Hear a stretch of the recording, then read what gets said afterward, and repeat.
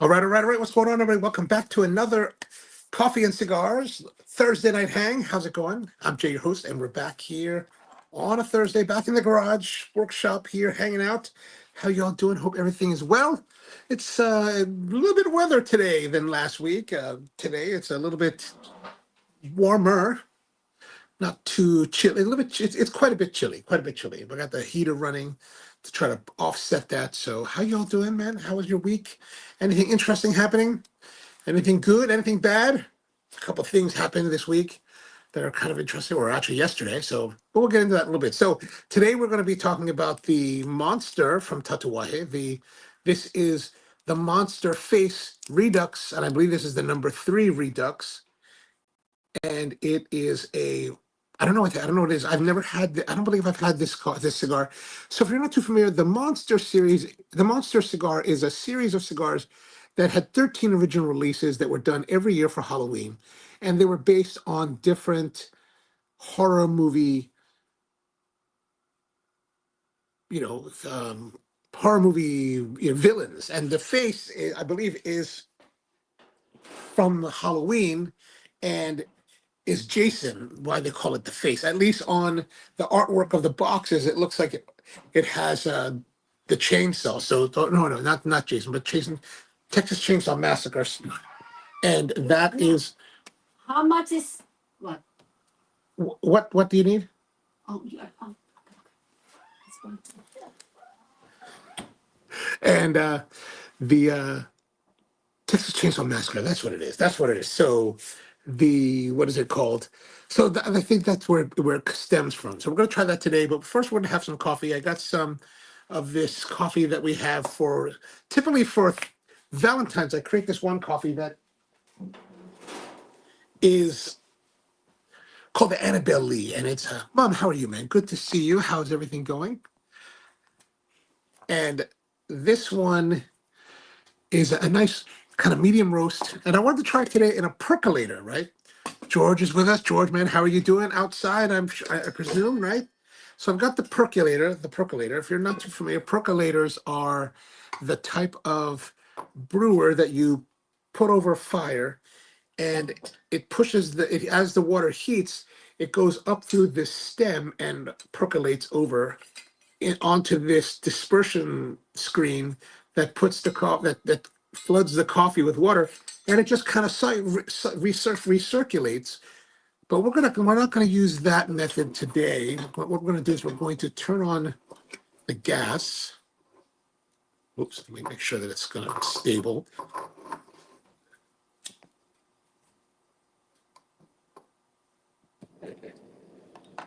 And then I've got some water here.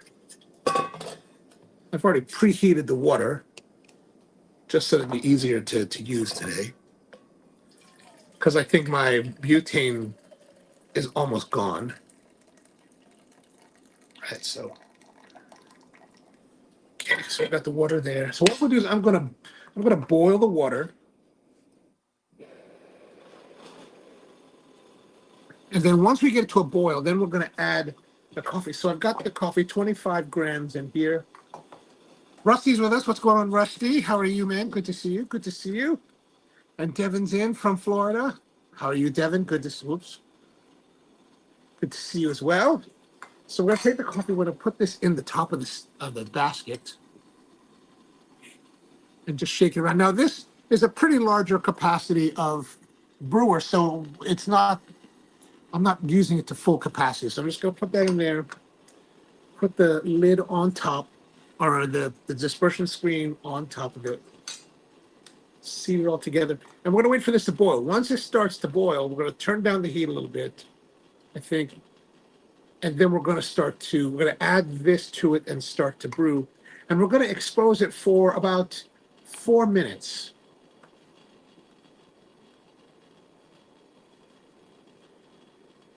And that should give us our normal brew time. Right? That makes sense. That makes sense.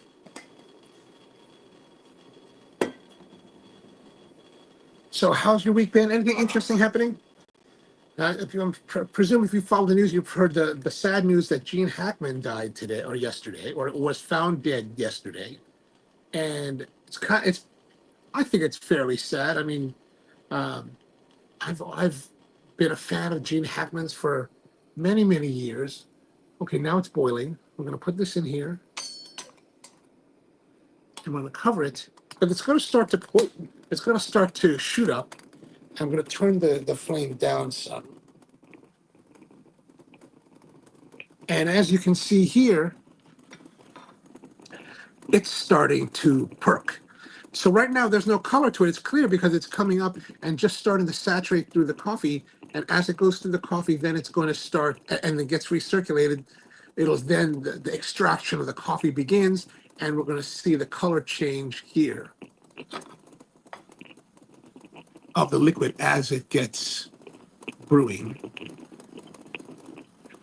There we go. Tony's with us. What's going on, Tony?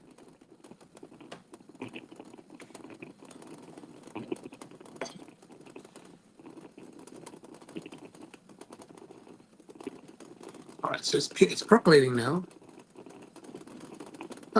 As I'm seeing it, it doesn't really look like it's changing color yet. I don't know what's taking so long. Usually, I think in the past we've had it happen a lot faster. But yeah, so Gene, I first got to know, well, I first got to see Gene. I really first started to know about him as an actor when he was Lex Luthor in Superman many years ago.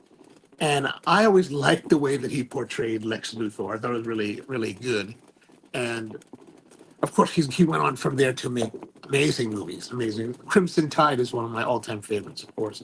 And I actually worked on 3 movies with Gene. I worked on the movie with what was called Absolute Power, and then we did Enemy of the State, and then finally the last movie I worked with him was one of the movies later in his career called The Replacements. And by the time we got to The Replacements, I had worked with him so much in that era that him and I got to know each other a little bit. We would talk he would come up and chat when we were on set. So it was really kind of nice to get to know him a little bit.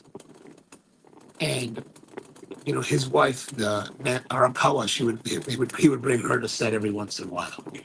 So it was really kind of sad for me to hear that he had passed.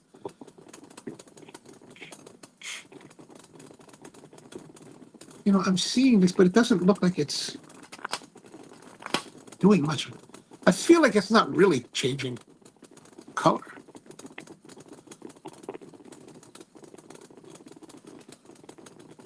Maybe I should make it.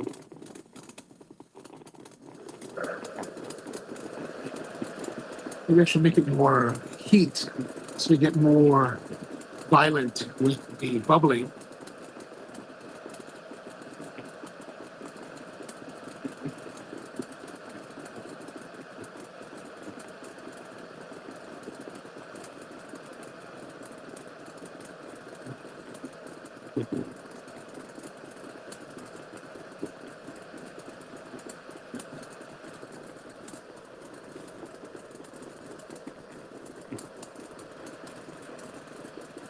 Or maybe the quantity is so little that I just don't notice that it's brown.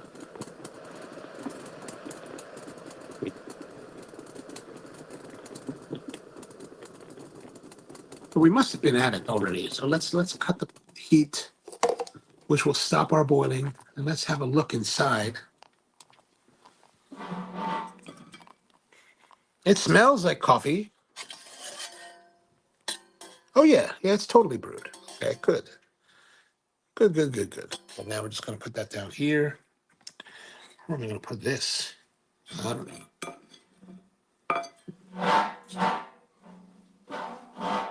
Put it over there. And here's our brew. So I'm gonna put that in the mug.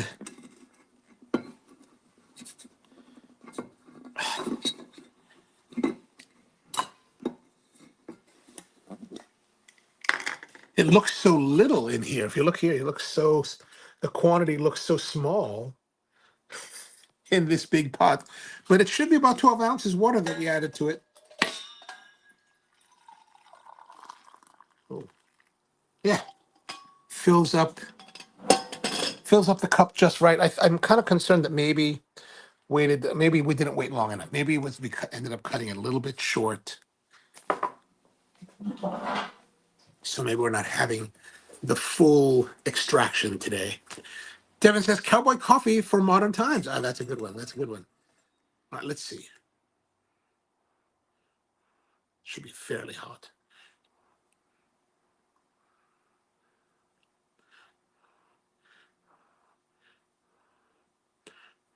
It's pretty hot.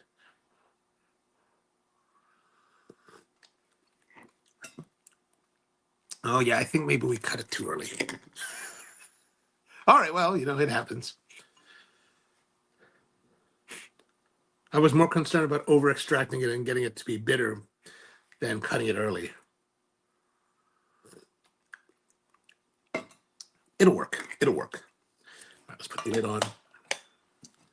So, like I said, today's cigar is the Monster from Tatuaje. This is the Tatuaje Monster. I believe this cigar was gifted to me, and I think it was.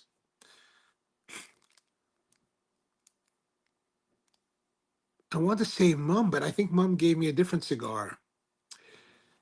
If you gifted this to me, my apologies that I do not recall. There was so much happening on the Sunday that we had our gathering that I don't remember all the details. But I certainly appreciate this, and we're going to smoke this right now and see how it turns out.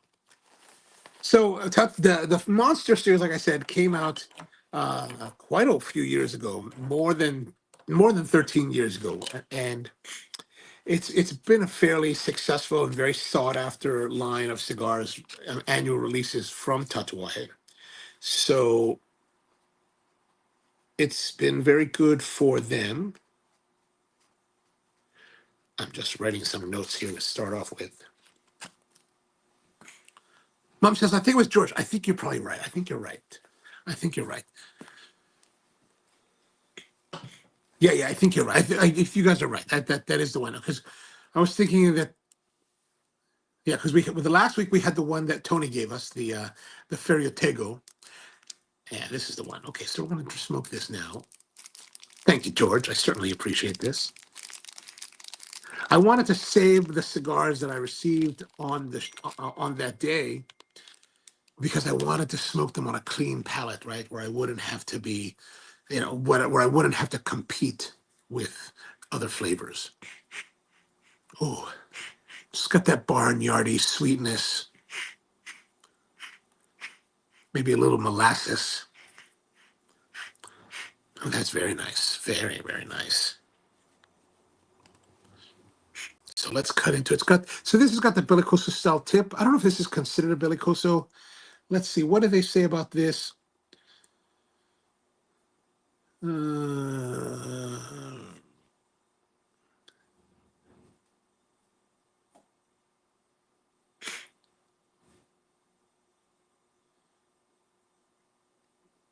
All right. So these, oh, good Lord, there's so much detritus of discussion here happening. So this is a Toro Gordo 6 3/8 by 56 ring gauge, released in September 2023, and of course made by My Father Cigars for Tatuaje.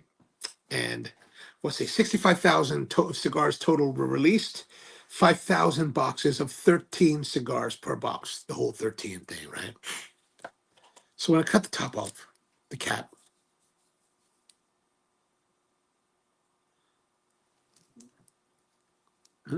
like that.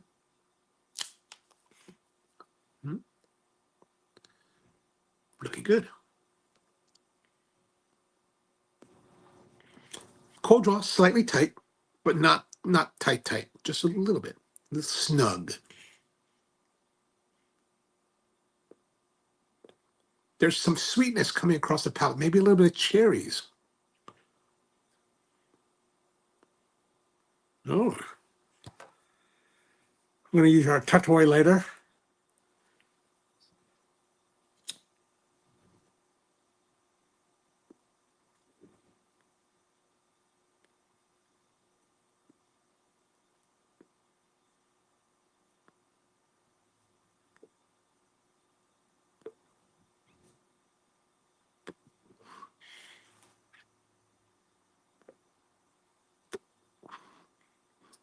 All right, so we're on the way. We're on the way. So Nice, a little bit of sweetness on the smoke for the first puff, but good body already. So what are you guys smoking tonight? Let me know what you're smoking, where you're smoking. George, I'm pretty sure that you're probably outside. Not a bad night to be outside. A little bit better.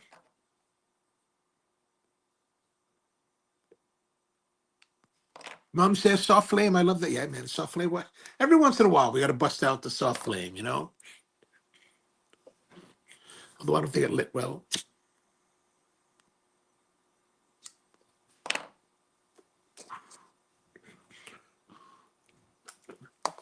All right, there we go. There we go. Now we're rolling.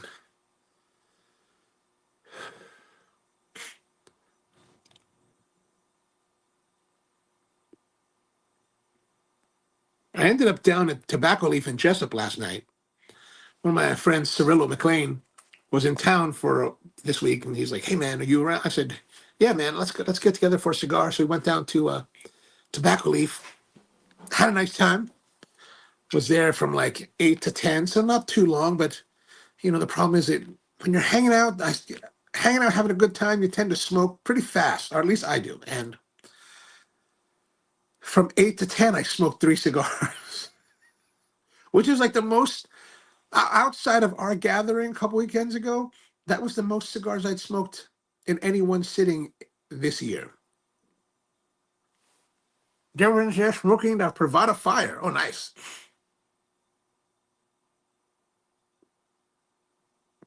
George, I'm presuming you're having a wise man with a martini. Tony has to be having his Diet Cherry Pepsi. But yeah, we had a little bit of rain today. It was rainy throughout the day, but then cleared up fairly nicely in the towards the evening. So that was really nice.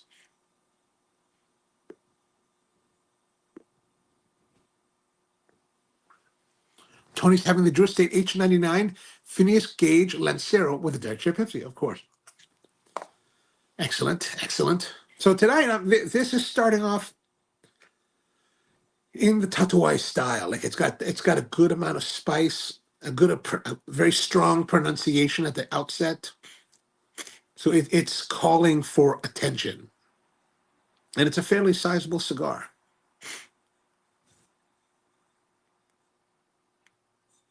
So last night I smoked the La Maestranza, the Castillito Murcia that we smoked here on the show here earlier this year.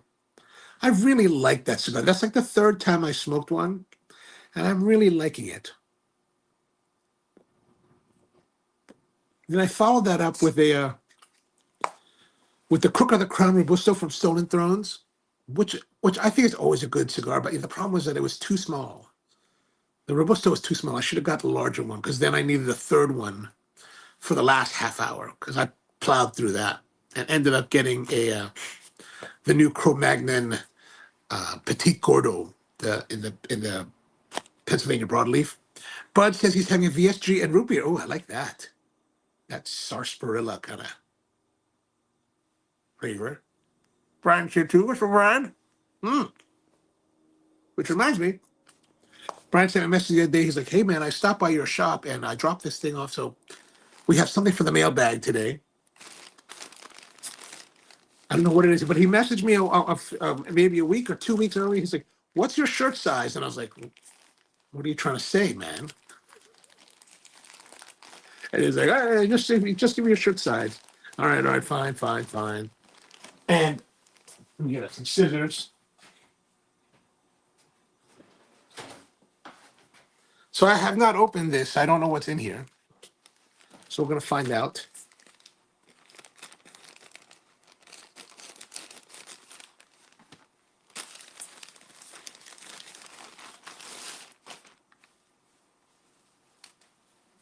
No. Oh, that's funny. That's funny. So you guys know that I've been doing this woodworking thing. So you got to remember that: rock, paper, scissors, table saw. Oh, that's a good one. Thanks, Brian. I appreciate that. I can wear that when I go to the wood shop, to the woodcraft tomorrow. I will have now some proper attire. Funny thing too, I was at the Goodwill today. I stopped by this Goodwill to check out what they had, and they had these like brand new T-shirts in red, also in red, not a brighter red than this. This is more the maroon wine color, but man, I was like $3. Like $3, I'm buying that. So thanks, Brian. I appreciate the shirt. I appreciate it. Rusty's here.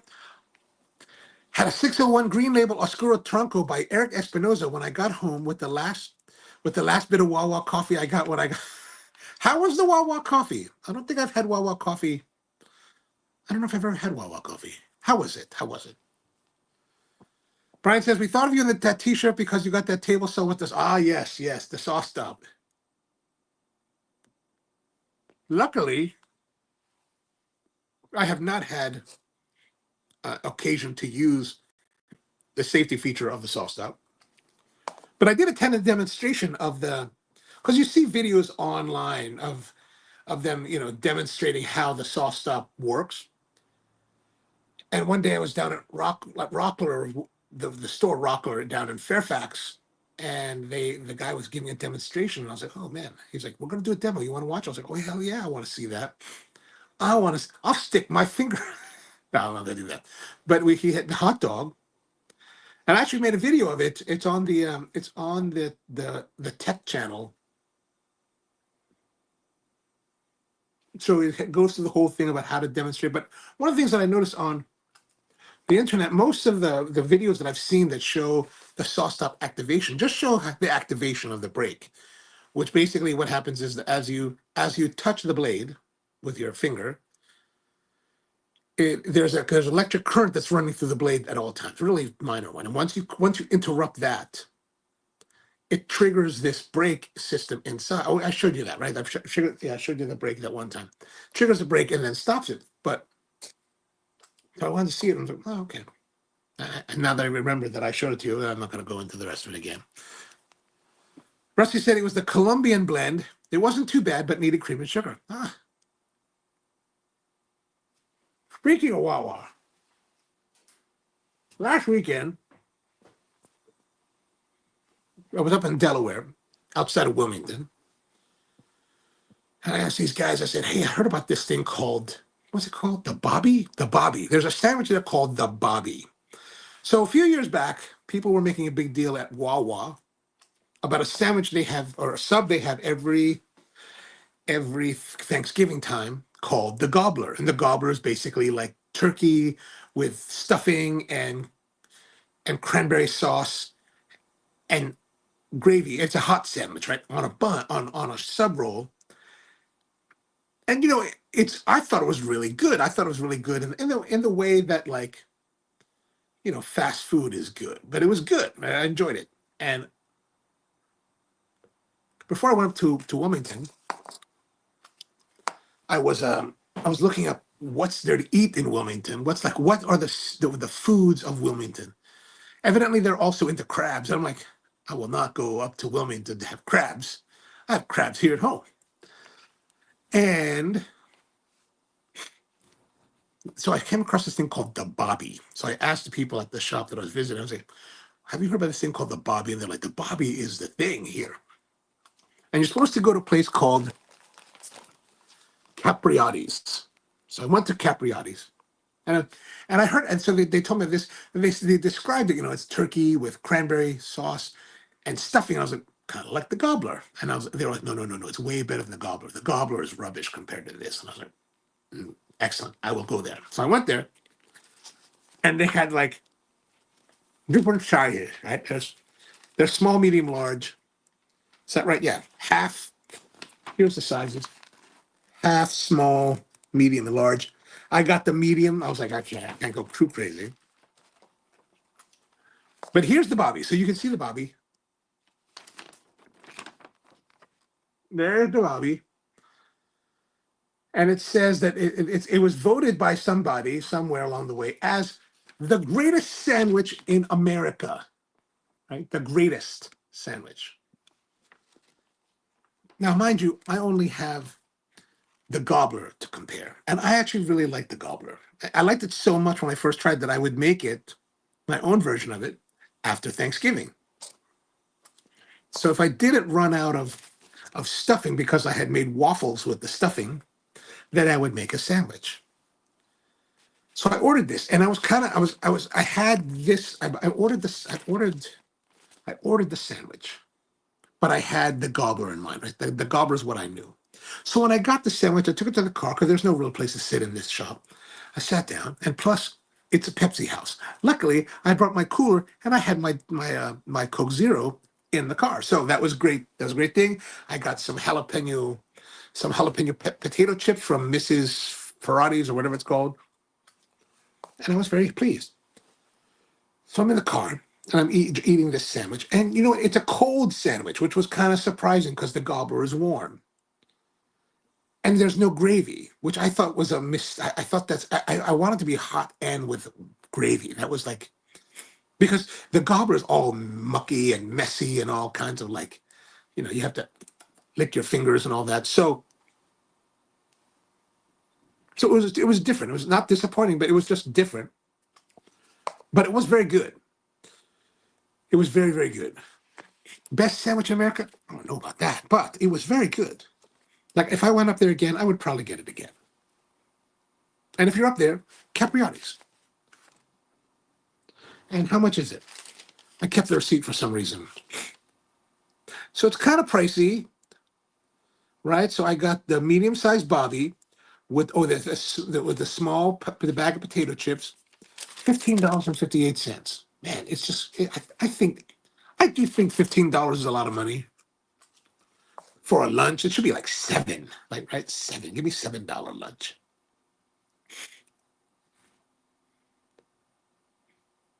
Like I've kind of stopped going out for lunch because I'm like, it's just cost too much. I'm just gonna wait till I get home and eat a salad.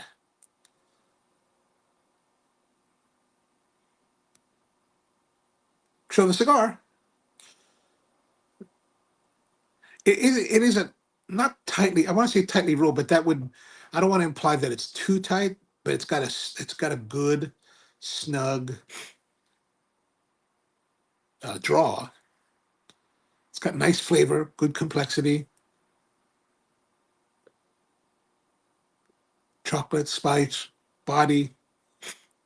It is, if you like Tatuaje, this is definitely delivering on what Tatuaje, what generalization of the Tatuaje, right?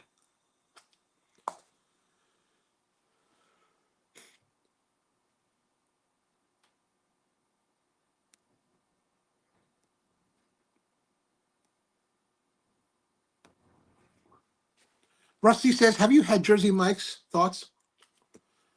Well, we do have Jersey Mike's here. And I have been curious. Like we now have Jersey Mike. Jersey Mike's been here for quite a while. There's quite a few of them. They just opened a Charlie's Cheesesteaks as well, not too far from me. I haven't been there either. And I went one time. Actually, I went one time to Jersey Mike. This is how committed that I am to my flavor, right? So I went to Jersey Mike's one day, and I walked in, and I was like looking at their stuff, so cheesesteaks or something like that. And I was like, "What do you order?" Here's a question for you though: what do you order at Jersey Mike's? What are you supposed to have there? And I walked in, and looked around, I was like, and I asked the guy, "Hey man," and I noticed first up thing, the thing I noticed, Pepsi already strike. I was like, "Oh no!" I was like, "Oh no, no, I'm American, can't be drinking that." And then I was like, I was looking at the menu, I was like, I asked the guy, it's the same question I asked him at Capriati's on Saturday. I said to the guy, I said, "Oh, do you guys do French fries?" He's like, "No, no, we don't do French fries, just chips." And I was like, "Okay." So I went back to look at the menu, and then I left. I was like, I was in the mood. If I was going to have a sub, I wanted to have fries with it, right? And I wanted to have a Diet Coke. I didn't want a Diet Pepsi, right? I wanted Diet Coke. I wanted to burn. I like to burn. I like the acidity to burn the fattiness of the food away. Only the phosphoric acid in Coca-Cola will do that. The acid that they're using in Pepsi is just too friendly. It's not, it doesn't have, like when you get the Coke or the Diet Coke and you get it really, really cold and it sizzles as you're drinking it. It exacerbates the acid, the phosphoric acid, so it like burns your throat. That's being alive. That's living. It lets you know you are there in the moment. That's what I like about it. Tony says, Rusty, I had it, but not a fan. I haven't had it yet. I have to give it a try. George says having the Avo Nicaragua from Capital Cigar and some single malt scotch. Oh, a whole different departure tonight. Excellent. Oh, I didn't put that. Sorry. I didn't put that. Nice. Devin says Jersey Mike is okay. Jimmy John's is my choice. I haven't been to Jimmy John's either.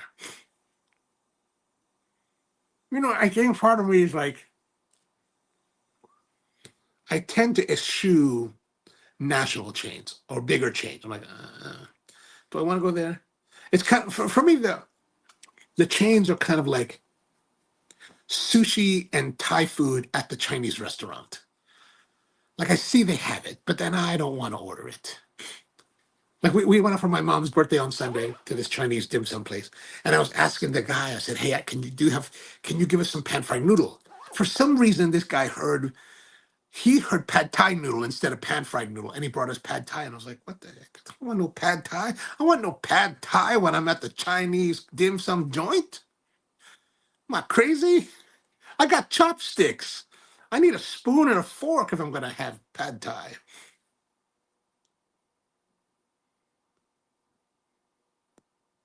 It was just okay. And see, that's the thing. You get Thai food and sushi at the Chinese joint, it's not very good.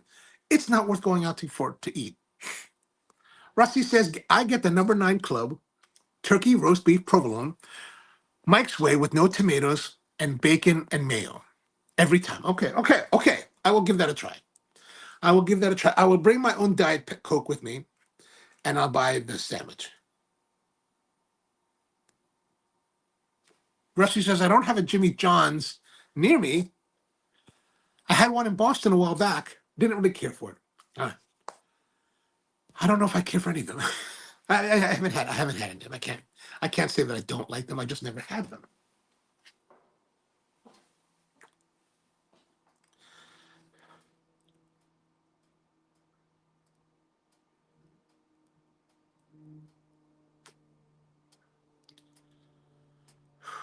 But this is quite nice.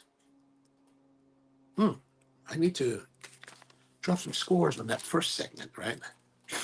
Fragrance is good. Very good. Say 825.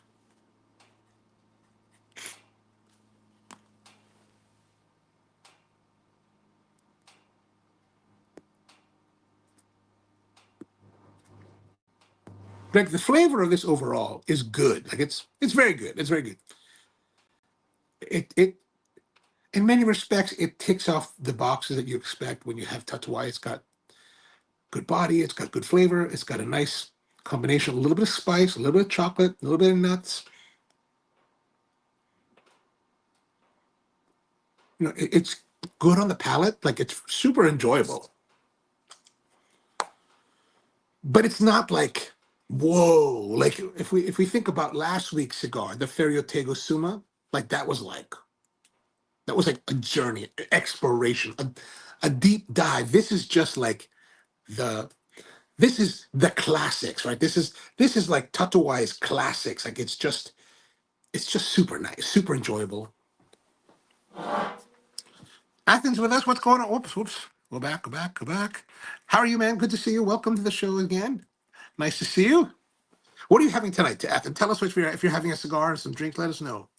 Devin says, Rusty, it was the bread for me. I prefer a chewier roll. The roll is so key. Like so the roll at Capriati's was good. It was solid. It was a solid bread like this. Solid. Like if you go to like Philadelphia, I don't know what about Philadelphia. Philadelphia, those guys, they understand bread. Like maybe it's the Italian in them, but they understand bread. Like you go there and you get, bread that was made from Conshohocken Bakery, or what's the other bakery? It'll come to me. But these rolls, crusty, chewy, delicious, good flavor. Rusty says, this reminds me of the time I was in a New York City pizzeria and I made the wrong choice of ordering a Jamaican beef patty. Oh wow, really? You did what made? Well, I get it. You see Jamaican beef patty, you're like, oh, Jamaican beef patty.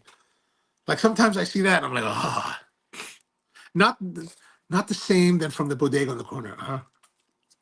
I think because the bodega on the corner uses the frozen, the commercial made. Because there's a certain type of Jamaican beef patty that's pretty darn good, but it's kind of like ubiquitous. I was really introduced to Jamaican beef patty because there's a place in Manila called Jamaican beef patty. And when I used to go there in the early 90s, that's when my cousin introduced me to them. And I was like, oh my God, these are so good. So, especially when I'm in Manila, man, I'm like at this, and it's a little tiny like stand. Like it's not fancy or anything, just a stand, right? Selling these patties. So I love those. I love those. I never made one for myself. It just seems like a lot of work. And since I'm not of Jamaican descent, I'd probably be setting myself up for disappointment. So I just don't do that. George says, I plan on starting my weekend tomorrow evening with the cigar you smoke. Ooh, there you are. I think it's very enjoyable. Very enjoyable. Like I said, not in the way that we have like the Ferriotagos and the 20th anniversary, my father, or the the Mirfel. But man, it's like the hits. It's like Tatuaje the hits. That's pretty much what I would say. Steven says, what's going on, Steven? Hey, man. How are things in Phoenix? If you're having a smoke, let us know what you're smoking. We want to know. We want to know. Athens says, I'm smoking a Mirfel Ernest. Oh, gosh, man. You are just like way to drop the mic on us here. Mirfel Ernest. And a Cuban rum. Good Lord, man. Good Lord, man. Who are you? Who are you? Which Cuban rum? Not that I know about Cuban rums, but I am curious. Like, all I know is Havana Club. Havana Club, that's all I know. That's all I know. Only because that's all they would, that's really what I noticed, that they would have it duty free when I would buy them. Like, ooh, duty free. Havana Club. Rusty says the NYC pizzeria used the commercial Tower of Isles brand, but some of the bodegas have them homemade. Oh, the homemade ones are. Like I used to, when I was staying in New York City in what, 97, I was working on a movie there in the fall of 97, and I was staying at a place in the Lower East Side, and I would walk to Tribeca every morning to our offices, and there was a Dominican bakery on the way there, and they would make fried empanadas that they made in-house. My God, they were good, God. Mm, mm. Yeah, the homemade stuff, I mean, it's delicious. Steven says, Harvey, the Arturo Fuente Cuban Bellicosa Sun-Grown and a Dr. Pepper. Oh, a Dr. Pepper. Getting kind of fancy. Athens says, yeah, the Havana Club Maestros. Is the Maestros, if I remember correctly, and I could be wrong, is that the one with the blue label? Is that right? And do you know if there's any other rums from Cuba that are not of the Havana Club brand, or are they all Havana Club? I don't know. I don't know. That's why I'm curious. I'm very curious. I noticed that that's irritating me. Oh, it is. Okay, great. I think I got a bottle once. I don't know if I drank it all or what happened to it, but I do recall. That's the only thing I recall about it.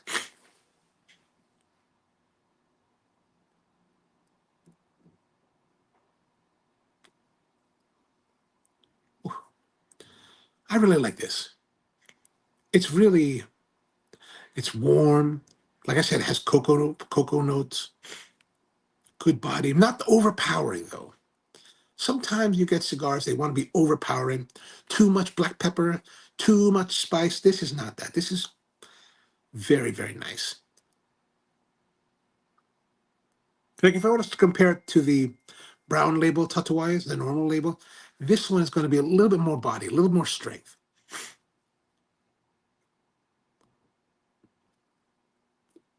But if you're a fan of Tatuaje, you like Tatuaje cigars, I mean, this will be very pleasurable. And I've always been a fan of Tatuaje. Like, I was first introduced to Tatuaje back in the December of 2004. I was in Honolulu, staying at my friend Frank's house, and our good friend Marvin, who's a tobacconist retailer out there, he came by to hang out for a cigar, and he brought some. He brought some special. I got this new brand called Tatuaje, and I was like, Tatu what? Tatuaje. I was like, oh, try it. I think it's really great. And I was like, and Marvin has impeccable taste. So I was like, we're trying. Oh man, we're just totally like. The first one I ever had was the Kohonu, which now is known as the Kohonu 2003. I think that was my very first Tatuaje. I still love it to this day.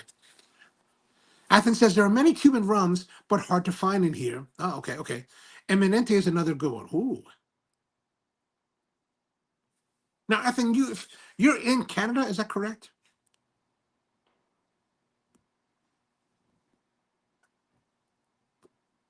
I see. I've been seeing like memes or short clips on YouTube or Instagram, or whatever, from Canada, from Canadians who are recording or showing photos of like their stores where on the shelves where they would normally have American brands are all gone. I was like, oh, I get it. I get it. Oh, no, oh, no, Virginia. Oh, yeah. Eminente's hard to get. Any of those are hard to get around here. Absolutely. Absolutely.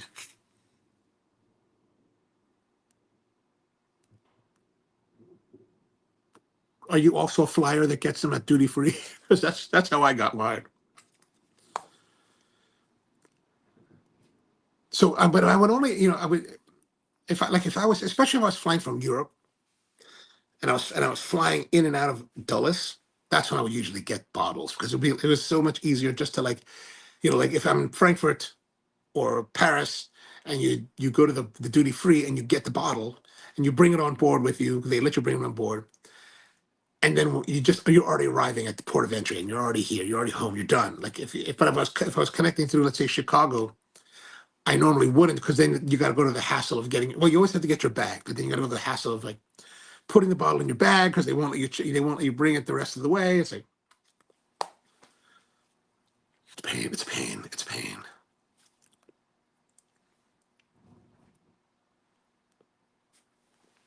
Athens says I'm originally from Greece, so I fly at least once a year, and I always stock up on rum. Ooh, that's always nice. Now, do you stock up in Greece, or are you also doing the duty free thing?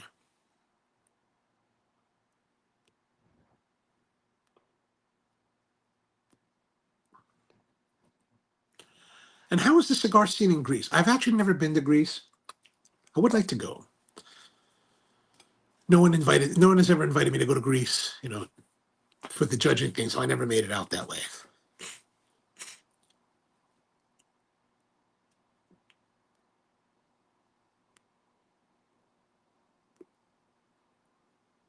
But I do like the Greek food.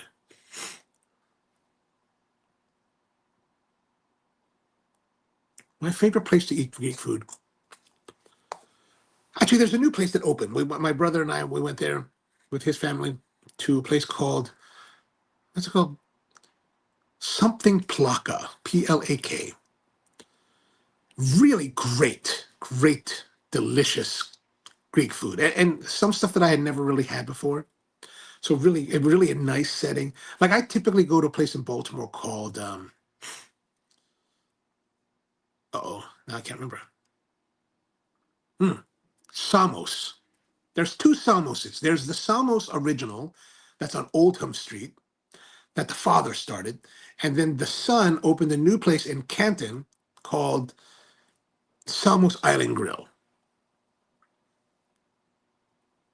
I've never been to the Island Grill because I like the father and like to go there because I know the staff there. I've been going there for a year. But people that say that that have been to the island one, they say that the original is better and the island one is more expensive. And I was like, oh, more expensive. But the thing, if you go to the original Samos, there's no credit card, so only cash. You have to bring cash. They do have an ATM, so you can go and get money. But Athens says in Greece, and sometimes if I have a layover in Europe, I like to buy some from different countries. Oh yeah, the regionals, absolutely.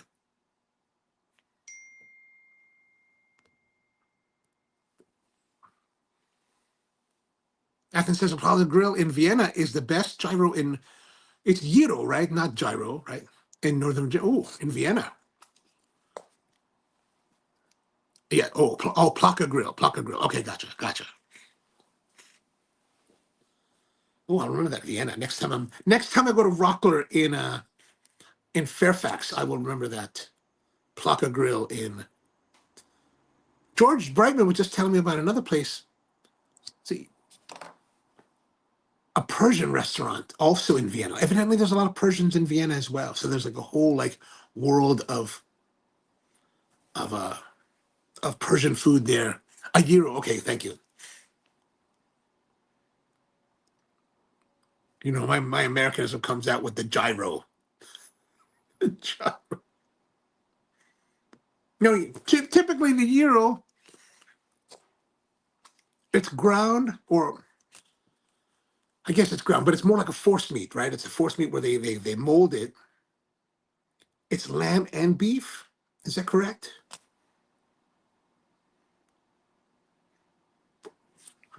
George says that the BHK 58 is being released at a price north of 300. Oh man, yeah.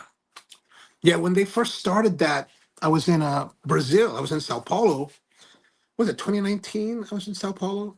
2021, 2022, something like that, somewhere around there.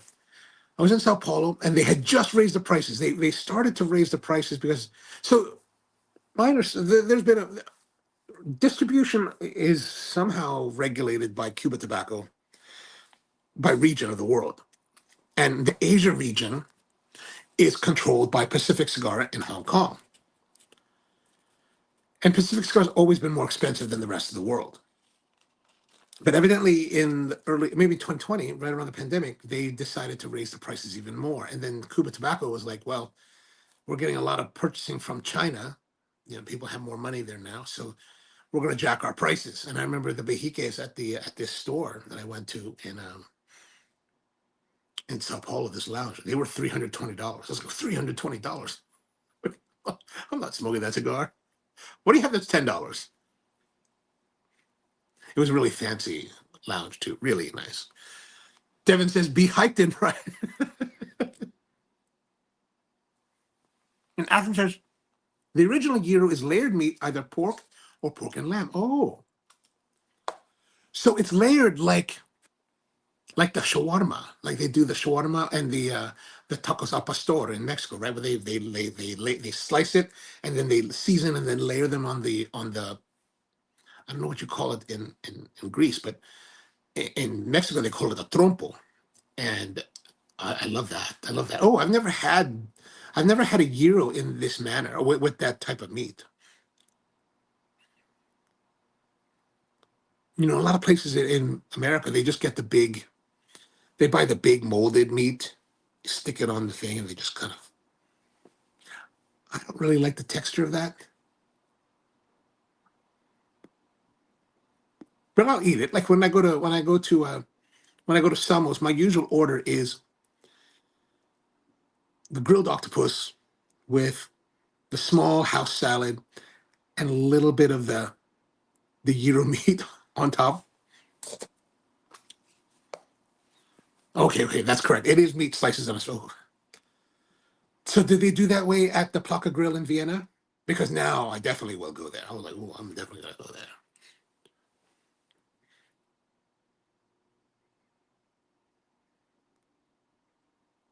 Now, I noticed in when you respond, like you're saying the original gyro, you're spelling it Yeero. Is that actually a spelling, or are you just making, or are you just spelling that way to make sure that we pronounce it correctly? Which I could appreciate. I could appreciate that.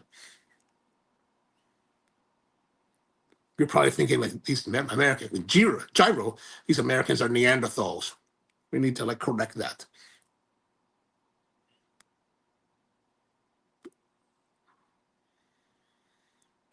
So right now it's changing a little bit. It's got a little more brightness coming through. I think I'm pulling on a little bit hard because you see the burn is starting to get a little bit uneven. So I think I need to slow down, take it easy, not get too excited.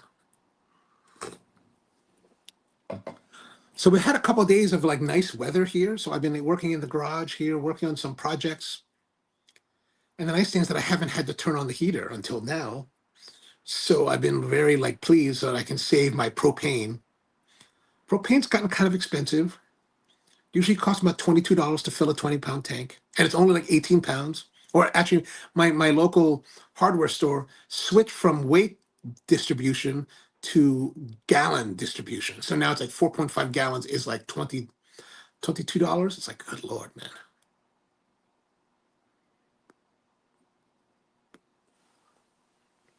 Athens says the big molded meat, it's actually not a gyro, it's a doner and made from lamb. I spent a year, yeah, okay, gotcha. Ah, the doner. So the doner, I've only had doner. There's a couple places in Frankfurt, Germany. And I don't know, people there say that the doner was like started in Frankfurt, and I don't know if that's true or whatever, but there's a place there that I go to that a girl brought me there once. I was on a trip one year. I was coming from somewhere. I don't remember where I was coming from. And I was doing a transit in Frankfurt. And so I was at the United Club. I think it was back then, it was called the Red Carpet Lounge. And I was sitting there. It's time to go. It's almost time to go. Fly back to the United States. But fly back to Dulles. And I walked down to the gate, and it's like pandemonium at the gate. Everyone's all like, kind of buzzing, and they're all like, oh, they're panicking, right? Because they just canceled our flight. This big 777, fully packed. They canceled the flight. Now you got 350 people that need to be reshuffled, and everybody's falling in line to talk to the gate agent. I was like, oh God, that's terrible. So I was like, I'm out of here. I went back to the lounge, got on the phone. I called up United. I was like, hey, I'm here in Frankfurt, and they canceled our flight. And she looked it up. She said, oh, yeah, they canceled because I said, why'd they cancel? They said, oh, engine issues. And I was like, oh, engine issues. They got to fix the engine. Okay, fix the engine. And so she's like, well, the flight's canceled, and there's no way you're going to get back tonight. And I was like, okay, I don't care. I'm sorry. We're going to put you up in a hotel. So just go here and take care and be taken care of. And so they were putting us at the the Steinberger Hotel. There's a Frankfurt Airport Steinberger. And then there's also a Steinberger downtown Frankfurt. And I guess I got on the wrong bus because I went to the one downtown, which was a good thing because as I was on the bus, actually, so when I got the bus, went to my room, all taken care of. I'm going to leave the next day. They have a dinner for us. So I went down to dinner. I met these people. I met this girl who was from Northern Virginia, really quite beautiful girl. And we hung out the whole day. Yeah, because it was like, yeah, we hung out that night because it was middle of summer, so it was like, day was like until 10 o'clock. And so she was like, let's go have a donor. And I was like, she said, I love this donor place. I was like, I will go wherever you want to go. Like, yeah. And so she introduced me to this donor place, and I've been going there ever since. So nice time, a nice time, a nice time.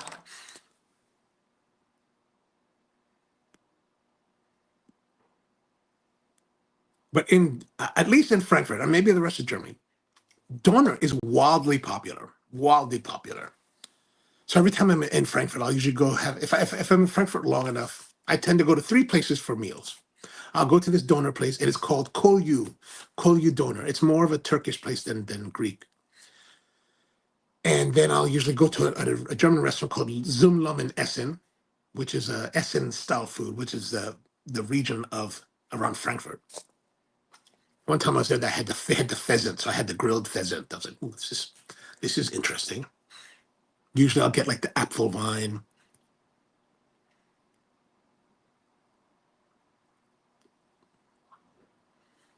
Still very good. And then finally, the last place that I usually will have, at least if I'm there for a few days or maybe a week, then I'll usually go to, they have a Home Depot. Their version of the German Home Depot is a place called Globus Baumarkt. And it's pretty epic. Like you go there, it's like, oh, this is German Home Depot. I love it here. Like they have this thing that I've been wanting to buy, but it's such a pain. It's such a pain because it's so big and it's kind of heavy. But these Germans, man, they have this device. So you know how here in America, when it's Christmas time, we have the Christmas tree stand, right? My Christmas tree stand is one of those red and white metal concoctions that you put together. It's a little bit rickety. And then you have these like screws that you have to screw in on 3 points. And you're like trying to get under, you're getting poked by all the pine needles, because the trees are already like dead. They're already dried out. You're like, what am I doing here? But these guys, they have this thing where it's a base, it's a pretty big base, and they have they have a wire. There's a wire that wraps around these like teeth that go like this, and there's a ratcheting system. It's like super easy to use. Like I was playing with it in the store, and I was like, I need to buy this. It's like maybe $200. I was like, oh my god, this is amazing. I need to buy. I was like, I need to buy that. But it's just so big. It's like it's difficult to bring back.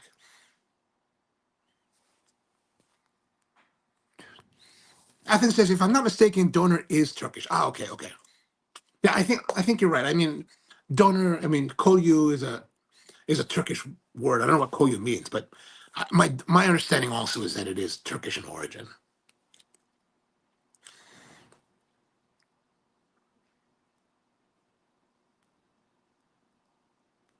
So good smoke production, good flavor. The like I said a few moments ago, it was getting kind of bright and acidic. That's kind of toned down again. We're back now to the chocolatey nuttiness.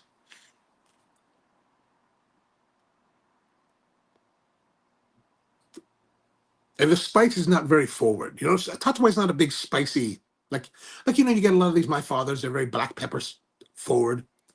These are not like that. These are much more mellow in the spice department. And I've got hiccups. Great.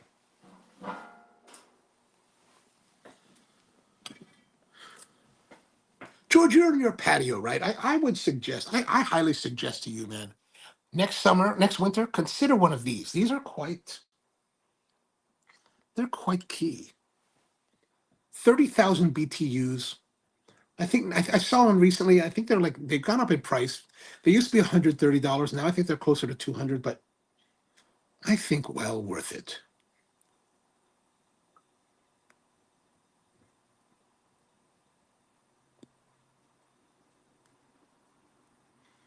Like this is the biggest one. This is the biggest one they make, right?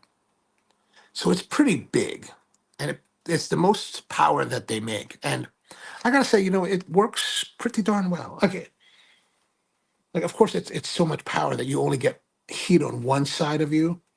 So my right side is a little bit more chilly, but I like it. I like it. George said, if I can't have propane on my patio, my condo or consider electric. Electric is not. Electric can be good too. The only problem with electric though is the cost, right? It's just it's electric's kind of expensive.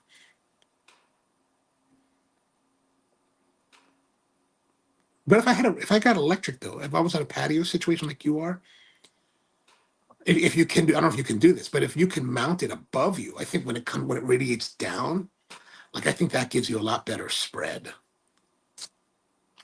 You have to ask Brian about that. We'll have to ask Brian about that because Brian goes to the Elks, and that's kind of the system they have at the Elks patio where it radiates down. I think as long as you're under it, man, it is like toasty, toasty.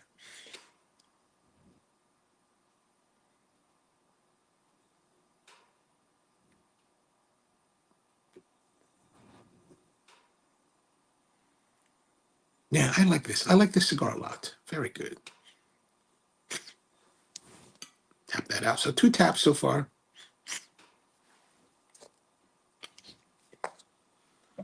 And the coffee's going well with it. The coffee's actually pretty good.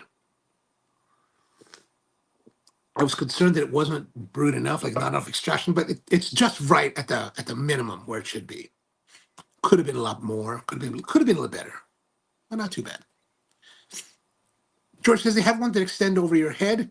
Oh, you mean like on an arm? Yeah. Okay. Yeah. Those should be fairly good. I think as long as it's over you, you get that cascading effect rather than the one side effect.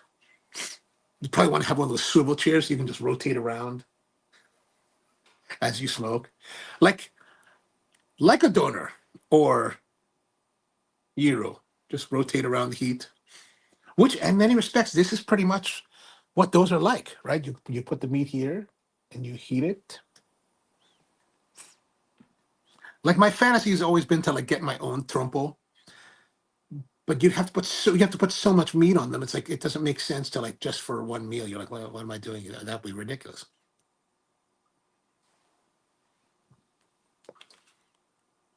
Athens says in Greece we drink Freddo espresso.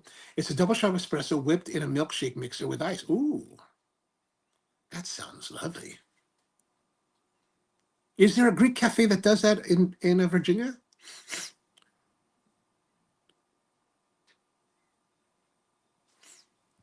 That's Greece's not coffee drink.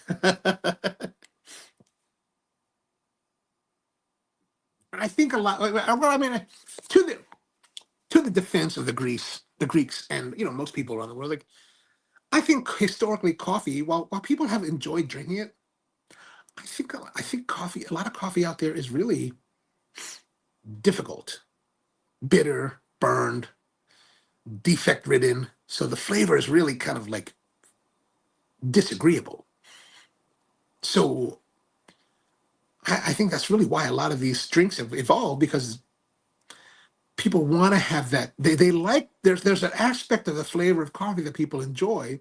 They just don't enjoy the horrific parts of it.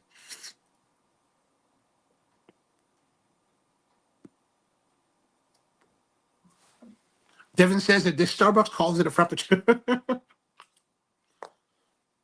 I used to make frappuccino type drinks back when I had the shave ice place.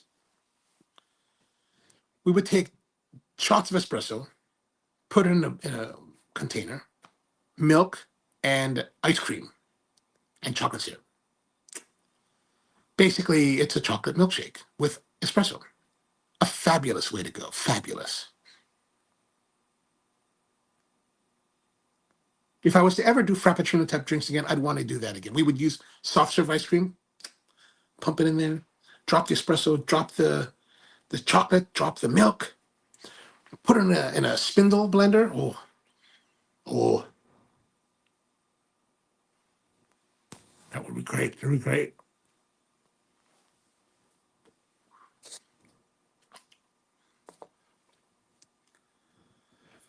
So I've been working on I'm supposed to be working on these table bases that I've been working on, and I finished a lot of the components. Right, I got it all done, like all nicely sanded. Right, this is one of the top pieces, and these little slots here, so that I can put like these metal things that you stick in here, and you screw it into the top so that it holds the top in place. And everything is perfect. Like this is perfectly done, like smooth, sanded. Everything's ready to go. Really poorly done mortises. Like look at that. That is just a butcher's job. It's just it's terrible. Like this is like terrible work. But my first time doing it by hand. So I guess and I have these stretchers, these 6-foot stretchers to go between the two legs. And I'm making one of them. I got it all sanded down. I got it shaped. I got it perfect. It's perfect. And I got to so the idea is eventually I'm going to notch it out here, right? Notch it out here. And then I put another notch in the other one, about halfway down. So what they call a half lap joint, right? So it all sits in and locks in place and is stable. So imagine that the stretcher is like this, and it's going to sit in this. That's it in this orientation. Well, I cut out the dado for it. I'm like, ooh, okay, I did fairly good on that. Not beautiful, but it'll work. And then I realized that I cut it here in this orientation. And I was like, I'm just going to bed now. I'm giving up now. I'm just going to walk away, because just to make it clear, I'm supposed to cut it here on the bottom so that it sits on top of this.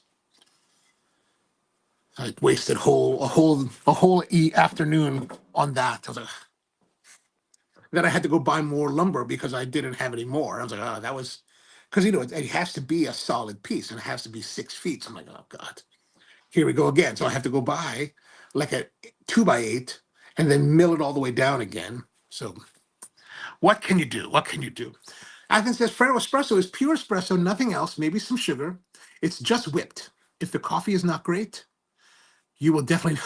Yeah, that's for sure. Like I do a morning live stream on the main channel where we talk about coffee. It's called the Coffee Q&A. And last week or the week before, we went to we went by this place, and it was a bikini espresso joint in Glen Burnie, or actually down in Pasadena.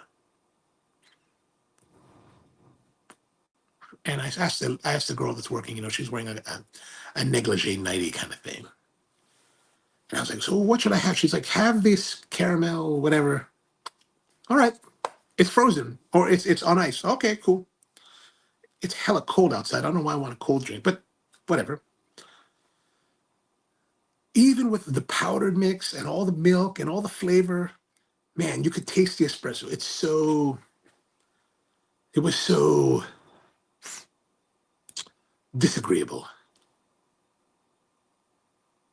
I totally hate that. I think that it has to be good no matter what you add to it, because you really can't mask it. George says that the Starbucks Frappuccino sent me into a sugar-related. I haven't had one in a while. I had one maybe 2 years ago, the last time I had a Frappuccino. I was kind of in the mood for a mocha frap, and I was like, go get one. If I go to Starbucks now, my niece last year introduced me to something called the pink drink. So caffeinated, like lemonade, actually pretty darn good. Like I had one in February. Like I was thinking about menu items, so I brought her with me, and we ordered everything on that her friends would order, like all these like pink drinks and sweet drinks, not non-coffee drinks. They were all really quite enjoyable. I actually had one back in May. I was like, oh, I'll have another one of those pink drinks. Athens says, agree, too much sugar, not too much. Yeah, way too much. I think they use diesel. I think you're probably right. You're probably right.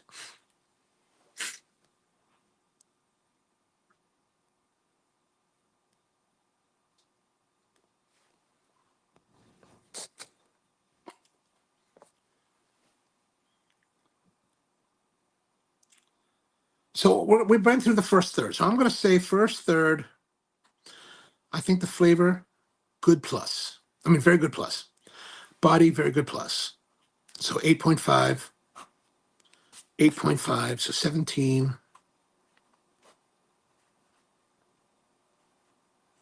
Okay.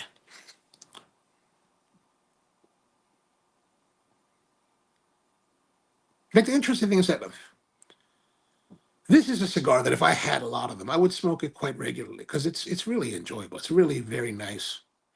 Hits all the right notes for me. It kind of reminds me of the Roma Craft Intemperance Revenge, in that when we reviewed the Revenge, it didn't get even though it's one of my favorite cigars, it didn't get the highest scores. It got like an 86 or something like that. But it's one that I like to smoke on a regular, right? This is like that. This is a lot of great notes.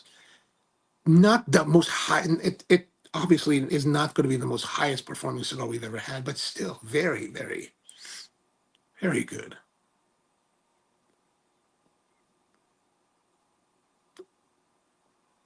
How are your guys' cigars coming along? Better than you expected, or what you expected? Worse, maybe?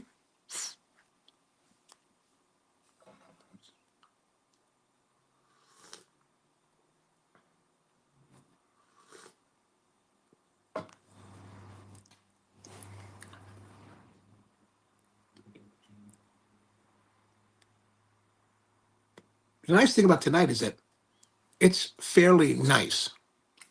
Chilly, but quite cold, but nice. Like I've got the doors open for the garage. The glass doors are open. Both of them are open. A lot of air flowing through, so it's not too bad. Like if I didn't have the heater, it'd be a little bit chilly for what I'm wearing. Like all I've got is this long sleeve T-shirt, a little fleece vest, and then I've got this like cotton duck vest from Patagonia. By the way, speaking of which, Patagonia, this vest, if you bought it new, $140. Like I'm not going to buy that. That's just too much money. But once a season, so here at Patagonia, Baltimore, there's a shop in Baltimore.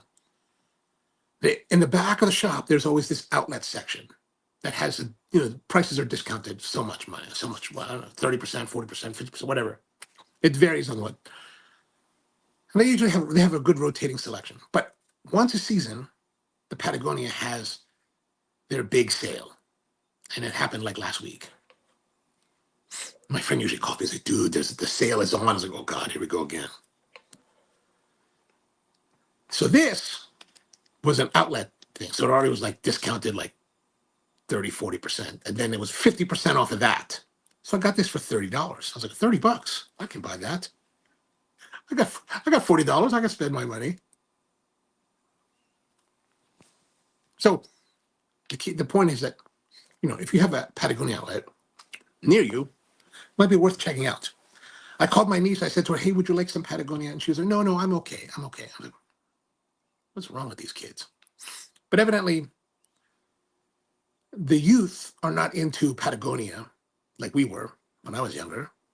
They're into the North Face, because evidently North Face is very like hip and fancy. And I've seen some of the prices on the North Face like fleeces. You're like, whoa, $110. That's crazy. It's crazy. Athens says, I always have a hard time finishing the last third of any tatuaje. Oh, okay. They get a little rough for me towards the end.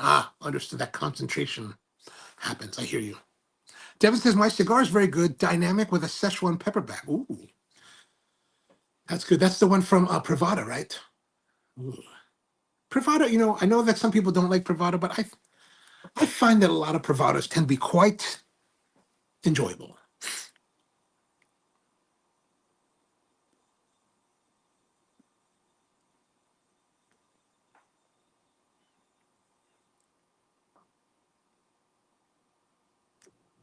This is very enjoyable.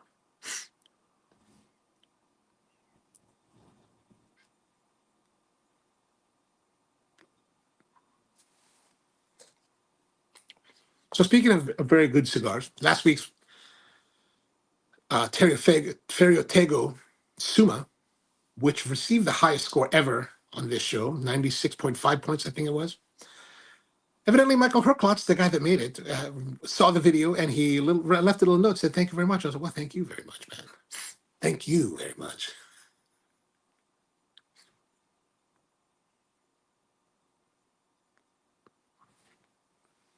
For $10 a stick, I know. Excellent, excellent. Speaking of YouTubing things, I listened to this podcast about YouTubing, right? They give you tips and tricks and things like that. And so I listened to it yesterday. I ended up listening to this podcast twice because it has so much great information if you're interested in doing a YouTube channel.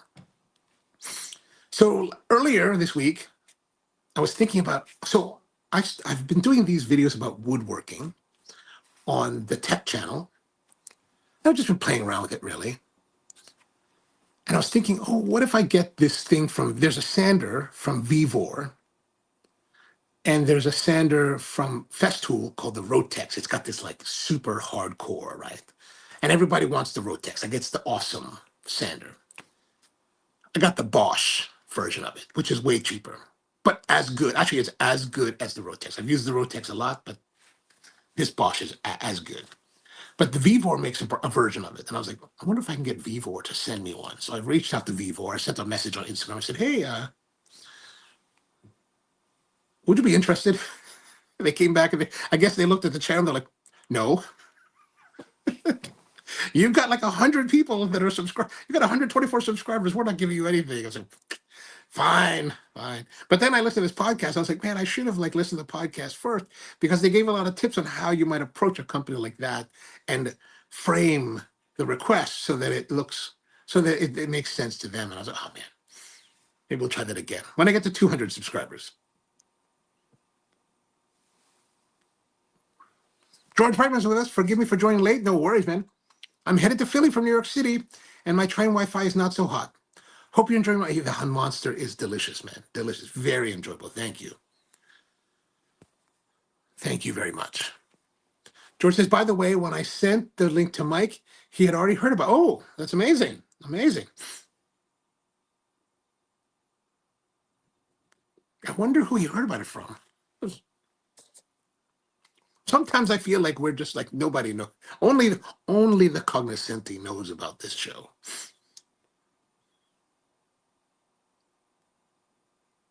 Like I do wonder, like other people that make live streams about cigars, like Coop, for example. Like, I wonder how many people actually watch his videos. If you look at Jeremy Sires, like I think lots of people watch his.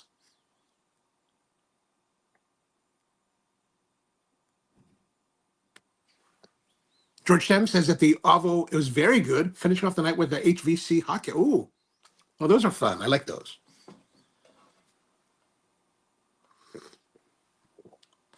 I saw at Tobacco Leaf, they had this Padron 20th anniversary. Was it? No. Yeah, Padron 20th anniversary in these coffin boxes, $85 a piece. I was like, oh, $85. Might have to go get one at some point. George says, our job is to make more people aware. Oh, that'd be great. That's always nice. It's always nice to have people joining us. Always beautiful.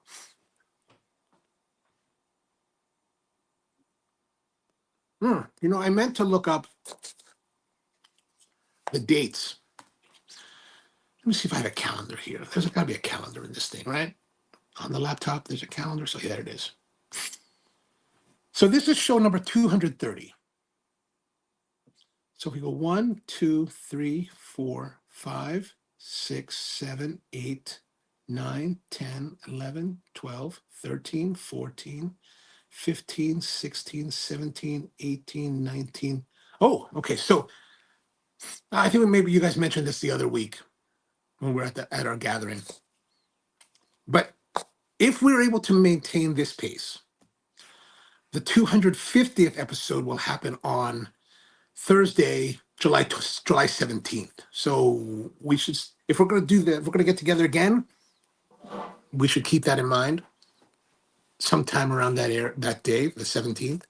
Yeah, George Brightman says mid-July. Yeah, mid-July.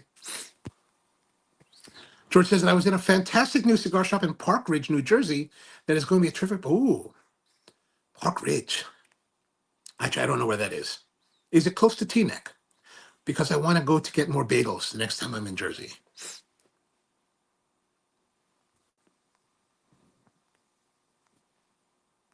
Kevin says, George, those hotcakes are great. I'm a big fan of the pan caliente. It was, ooh, I've not had that one. Brian says he'll be there for the 250th. Excellent. Yeah, okay, great. Are we talking about doing on the 17th or on the weekend? I don't remember what we talked about.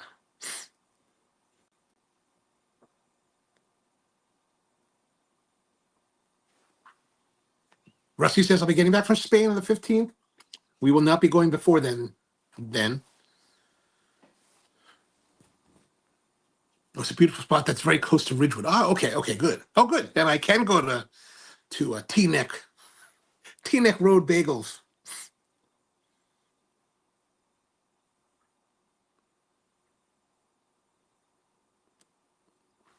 Devin says, I'll try to make it. Oh, good. We'd love to have you, man. We'd love to have you. Actually, Devin, we might get a chance to see you. We were talking about doing a road trip to go visit the El Reloj factory in Tampa. At some point, I was thinking maybe, I'm thinking myself, maybe summertime era, because that would be probably better. I might be doing a road trip to Covington, Kentucky next week. There's an event on Friday that I would like to attend there.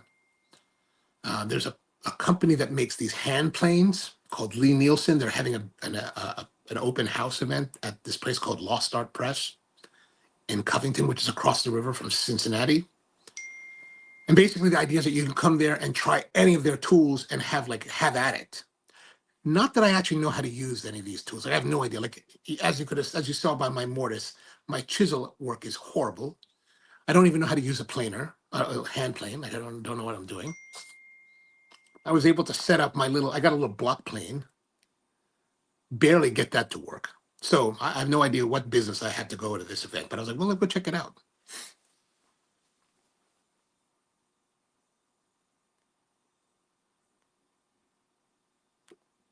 But we're talking about that, so maybe in summertime.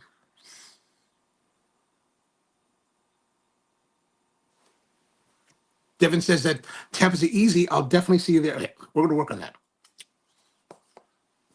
Rusty says vote for Saturday. Tony says the 19th. Okay, I like that. George says I think the weekend permits more people. I'm all open to that. I'm very open to that.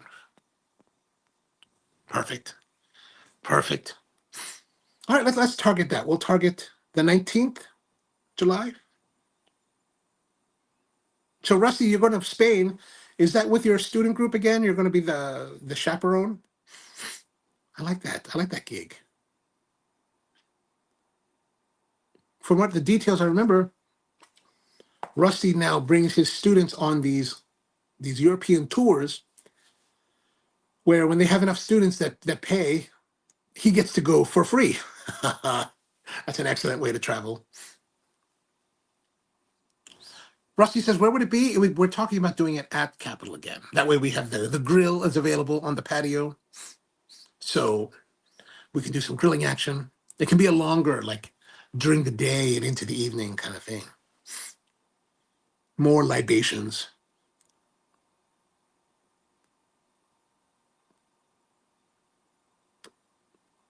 Oh, Mom, how was your trip to South Carolina? Was it a good one? I remember you said that you were going to go to Virginia, but then the house was like no power, so you went onward to South Carolina. Mom says he'll be there. Excellent, excellent. Look forward to seeing you there again.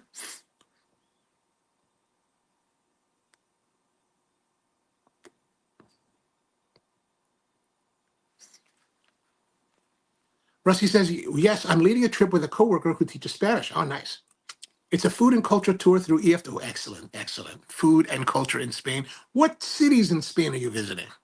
George says, when you are in Covington, you should take the time to visit Party Source, incredible whiskey and wine shop, but the best cigar humidor in Northern. Oh, okay, okay. One of my good friends, I think she smokes cigars, so I'm going to call her and be like, hey, I'm coming to town. She loves food too. Like the last time she came to DC, she was like, come see me in DC. And I was like, all right. We went out to eat at this really, I forgot the name, but this great Italian restaurant down close to, nearby the White House. Fabulous, fabulous. And she was very kind enough to she was like, don't worry about it. I'll take care of it. It's on my company account. I was like, well, very good. I was like, very good.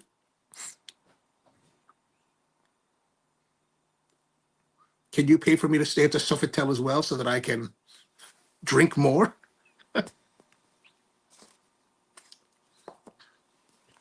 Mom says it was a great, but coming back, we decided to stop in Virginia. Oh, okay, Power's back. Oh, good, good. So you got to see all your family. Awesome, awesome. George says that Rusty wasn't our hope that the news. Oh, okay. We can do that too. Either way.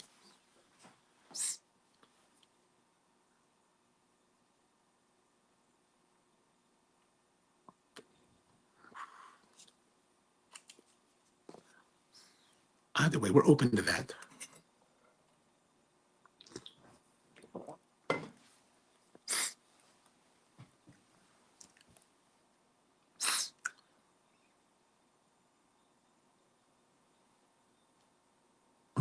This is smoking very well.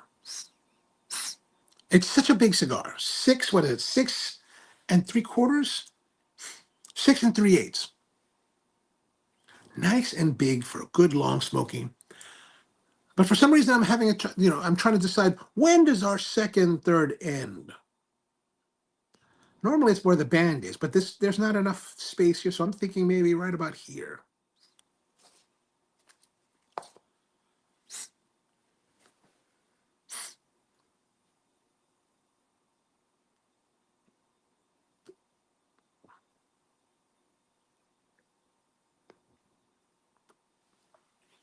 Brian says Capitol Grill is great. Oh, Capitol Grill. That's fancy. That's fancy. But what about that pavilion at Oregon Ridge? I can see about reserving the pavilion, but the pavilion, not that that's a problem. That's not a problem. But I just don't. I wonder, I mean, it's outdoors, so I'm just wondering, would they, if I told them we want to reserve a pavilion, we want to smoke there, would people be unhappy? I don't know. I'll look into that. George says, I'm happy to have us gather in Jersey as a concession for all your fans north of the Mason-Dixon line. Ah, you mean at this new place? So what is this place that you went to? Are you involved with them as well? Rossi says we're going to Madrid, Toledo, Seville, and Costa del Sol. Ooh, very nice, very nice. Rossi, it's too bad you can't take them to the airport in Madrid and just be like, okay, guys, have a great trip home, and then go around a little bit, because if that was the case, I would definitely recommend heading north from Madrid. Take a 3-hour drive up to a little town called, I forgot the name of the town right now, but it's just outside of Leon, and go have steak at the Bodega El Capricho. Fantastic, fantastic steak. One of the best steakhouses I've ever been to. Brian says, cigar is great, but what about the pavilion? Oh, wait, yeah. Or in Ridgewater, but I'm just, oh, man, it's.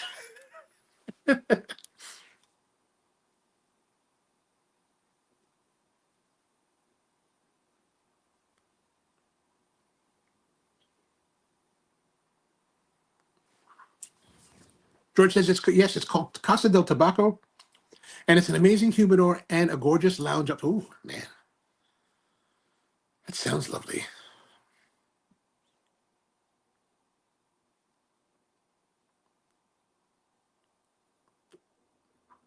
But I do think that Spro should be ready to accept the crew by July. Like, I will be very stressed if we're not operating by that point.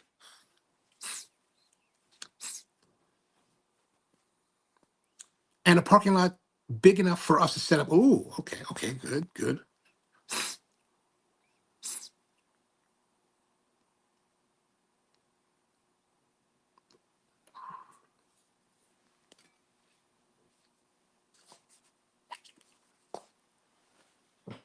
So that place in Covington, the party house, do they have a lounge as well? Because I'm thinking, if I do, so my big concern is that I've received a summons from the Baltimore County court system, and they're like, you must appear on the 5th of March to be a juror. I'm like, oh my God, man, this is not convenient. But I figured I'll go. Like, I was thinking about, I could apply to get out of it. I was like, I just might as well get it over with, and then I can just be like, convict. Do you believe in capital punishment? Yes. Convict.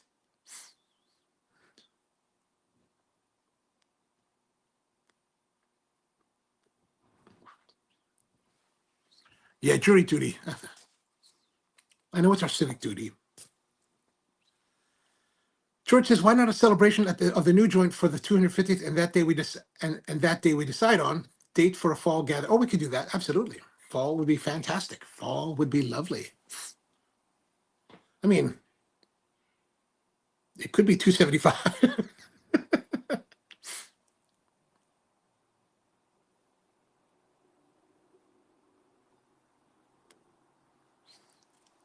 Rusty's asking, Casa del Taco, where it's in Park Ridge? Park? Is that what you said? It is in, let me scroll back a little bit here.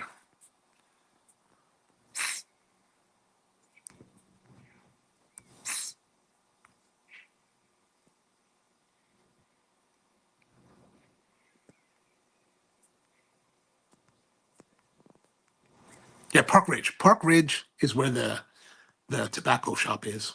Park Ridge. Yeah, Park Ridge. There we go. Next to Montvale.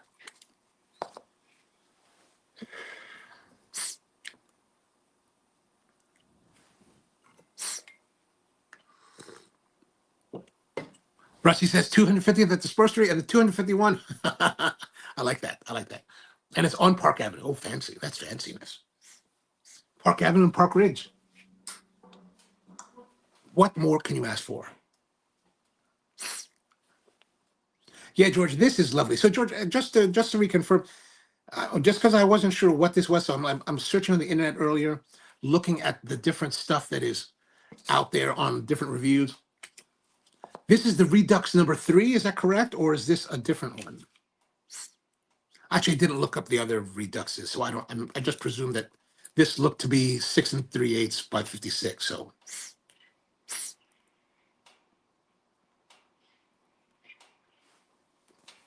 Rusty says, and it's open. I got to check it out.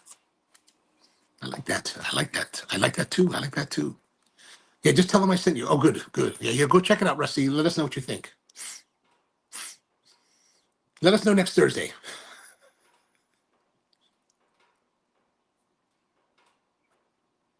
So, like I said, on Saturday, I went up to Wilmington, and I had the sandwich. And then after, I was like, I want to go. There's this place that I've been hearing about called Hearn Hardwoods. They're a big hardwood dealer, lumber dealer up there. So I went to go check it out. So I drove up there. I drove over. It's about a half an hour drive, and close to a place called Kennett Square in the Mushroom District. And I gotta say, it was pretty epic. It was like there's another place that I go to called Groff and Groff up in Quarryville, PA. That's epic. This place was like beyond epic. And I ended up hanging out there for a bit. The guy was like, yeah, we do these. The foreman was like, yeah, if you want, go check out the guitar shop. I was like, the guitar shop? Yeah, we do the tone woods or whatever, the soundboards. So they take the woods, they find the ones that are really beautiful, the grain pattern, and they make them into body sets for guitars and ukuleles. And I went up to this guitar shop, and they just have all the components, like the fretboard, wood for the fretboards, for the soundboards, for the sides, and some it's wildly expensive, like $5,000 for like the craziest level. And that's not for the instrument; that's just for the wood. And I was like, whoa, this place is crazy. And the reason I know about them, because when I was at Groff, one time I was talking to Doug, the owner. I was like, hey, Doug, man, do you guys do koa from Hawaii? He's like, no, we don't do koa. Hearn does koa. You need to go to Hearn. I was like, all right, I'll go check it out. But Hearn, I guess they're quite successful at it because they got all kinds of woods. And the facility is like gorgeous. You're like, oh, God, this place is really nice. And the prices aren't terrible. Like the prices are reasonable for wood. But then somehow I met the owner, Rick Hearn. Because the guy with the foreman was like, yeah, after you go check out the guitar shop, go check out the other warehouse that has all of our slabs. And so as I'm walking over, this guy was like, hey, how are you doing? I was like, oh, hey, how's it going? I was like, I was going to go check out the slabs. He said, well, you really need someone to go with you because if you wanted to see some slabs, we got to get a forklift. I was like, forklift? So they got this warehouse where basically you can imagine a big tree that they've sliced in the slabs and they stack them like 15 feet high. You're like, oh my God, this place is crazy. So if you actually go to their website, Hearn Hardwoods, Hearne, Hardwoods, you can look at these slabs. They tag them and photograph them so that you can go online and see what they have in inventory, like the actual slab. And then if you want to buy it, you can either order it or you can go there and tell them, hey, I'd like to come see this. I'd like to see this number, and they'll pull it so you can see it. Now, I can't imagine that these slabs are cheap. I mean, they're probably like $1,500 for some of them or more. But as we're talking, he's like taking me on a tour of the facility. And he takes me to their offices, which are all made with their hardwoods, really just gorgeous. And we're talking, he's a musician, he plays guitar, so he's a musician. So he's like, we work with a lot of guitar manufacturers like Martin, Taylor, Paul Reed Smith, Fender, and they make everything from acoustic stuff to electric stuff, right? And he's like, well, there's Martin, but then I'm pretty like, I don't know anything about guitars, but I think Martin is like the tops, right? He said, well, there's actually luthiers that are producing at a very high level above Martin. And there's above Martin? I was like, really? And since he's a guitarist and he works with these people, he gets samples, or I don't know if he buys them or if he gets them in exchange. And I mean, gorgeous guitars, like I don't even know the manufacturers of these guitars. Like they're just names I've never heard of, and just incredible looking instruments. And the sound, the tonality, he lets me play a little bit, and I can't play. I'm just like strumming to hear the raw notes. I'm like, well, you can tell it's just gorgeous. But if you're familiar with a woodworker by the name of George Nakashima is this guy in New Hope, Pennsylvania. And my understanding with George is that he has his own sourcing of his own woods. He passed away in 1990. His daughter Mira runs the place now, but they're very famous. And upstairs in their conference area is this huge table with these George Nakashima konoid chairs. And I was like, can I sit? I said, can I sit in one of those? Do you mind? He's like, of course, man. They're meant to be seated, so you should sit. And I was like, thank you. So I sit in this chair, and he's telling me there's this English burl table, this massive table. And he was like, well, this is actually also from Mira. I was like, really? This is a Mira Nakashima? I was like, holy crap, man, this is amazing. And he was telling me the story behind this English burl. It was this huge burl. And evidently Mira came to look at it whenever this was there. And she declined it because he had saved it for it. He said, hey, I want you to see this. And she declined it because she was like, it looks too problematic. And so he decided, okay, fine, no problem. So he slices it up because it was whole when she saw it. And she's like, no, I'm going to pass.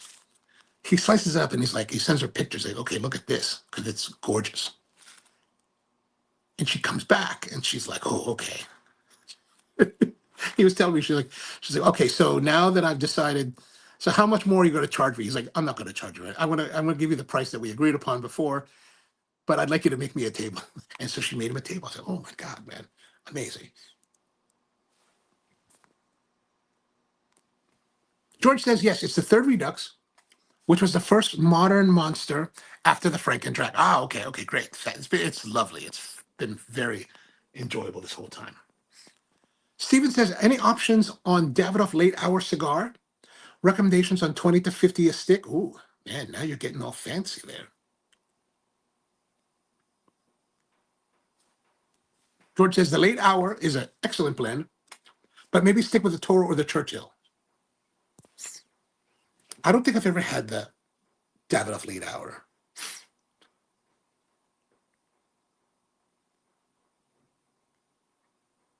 The last time I had a Davidoff when we were up in Ridgewood, I got the white label. I forgot which sub, but man, so good, so good.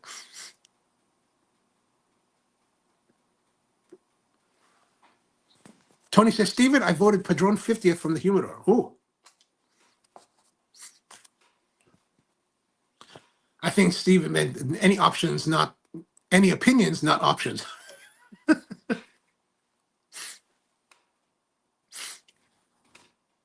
Yeah, that Padron. I don't know what Padron that was in the coffin boxes.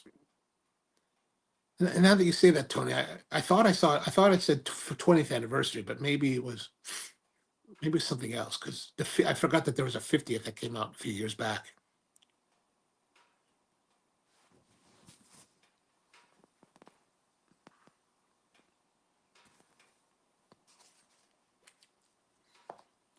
George says that the original Winston Churchill, not the late hour, is the white blend. Ah, okay. Oh, I think that was the one we had. Winston Churchill, was that? Rusty and Monday. I don't know if you recall. What was that? Was that the Winston that we had that day?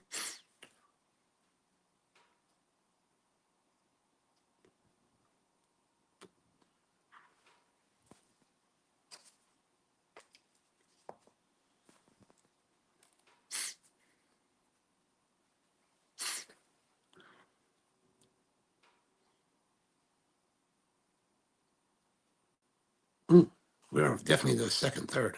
We're in the third now. So let's see, second, third. I still think it's very good plus.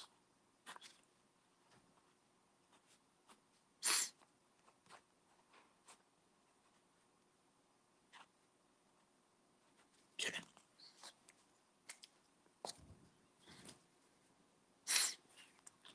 Rusty wants to know, what was the question? The question was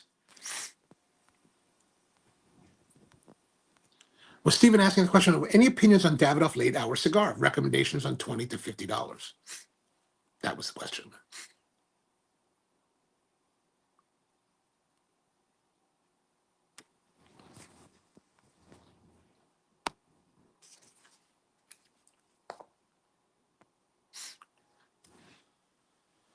So anything going on this weekend? I don't know what I'm doing this weekend. I was my niece called me the other day, 2 days ago. She's like, her parents finally gave her an iPhone couple years ago, the iPhone 12, evidently. And it was a really monumental occasion for her because she finally got a phone. She was so happy. But she has this tendency to break them somehow. Like her parents told her that first time you break it, we'll pay for the repair. Second time you break it, you got to pay for yours. So she calls me. She's like, she's all serious. Like I'm just like, what is going on with this girl? Like, because I told her she's old enough now. Like she's 14, and whenever nieces get to a certain age, I always have a discussion with them. But like, okay, now that you're older, if you get into trouble for any reason, you can call me at any time, day or night. So don't be afraid. So she calls me. I'm like, what is going on with this girl? She sounds all serious. She's all like, she's like, well, and she explains to me the situation. Well, and I don't know how it happened, but my phone broke again. It's like, it was in a case. I was like, how did you break the phone again? She broke the back glass, which is, I think, the harder one to replace. So she's like, can you see where I can get it repaired? So I found a place. I asked some people. They're like, there's a place in the mall, in the Towson Mall. So I called them up. Said, hey, can you repair the iPhone 12, the back glass? And how long will it take? We can do it about like 2 hours. I was like, 2 hours. Okay, good. How much is it going to cost? $109. $109. Mother of God. So I messaged her back today. I said, okay, so we can get it done and get it this weekend. And of course, I was thinking maybe I'll just pay for it. But then I was like, you know what? Maybe she should like be more careful. So I was thinking, okay, I'll do half. I'll make her pay half. That way she has skin in the game, right? Because you have to have some pain, right? If you have some pain, then you're going to be more careful, right? So I told her this is what she messaged me back today. She's like, well, she she finally messaged me today. She's like, I think I'm going to have to tell my mom. I was like, you okay? Do it. I said, good. You should tell your mom. You should like. I would tell her mom eventually, right? Like, but I was like, okay, you make your decision. And so she messaged me a couple hours later. She said, oh, I talked to my mom. And she said, maybe we can look at seeing maybe getting because I guess they're due for like an upgrade. So she's like, maybe I can get the 15. My mom says, maybe I can get the 15. So I'll let you know. I was like, okay, let me know. Let me know. We can go Saturday if you want.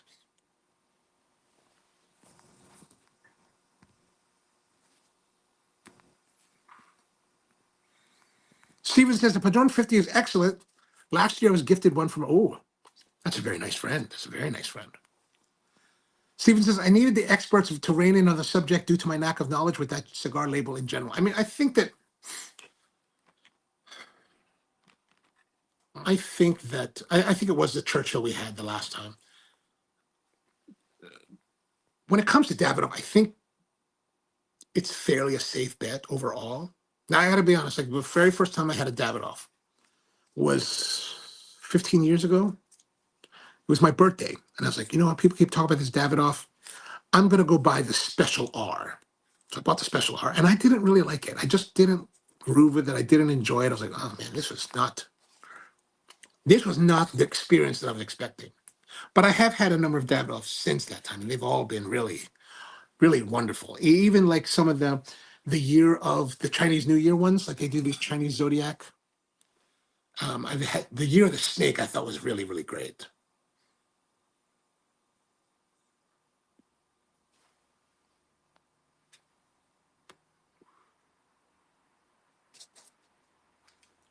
But I think the one that George said, if it's the late hour, that should be. I think should be fairly good.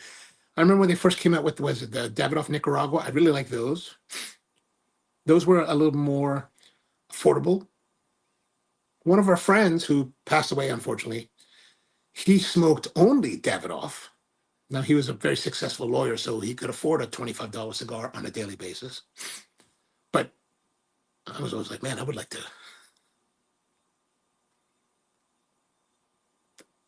to be of that stature.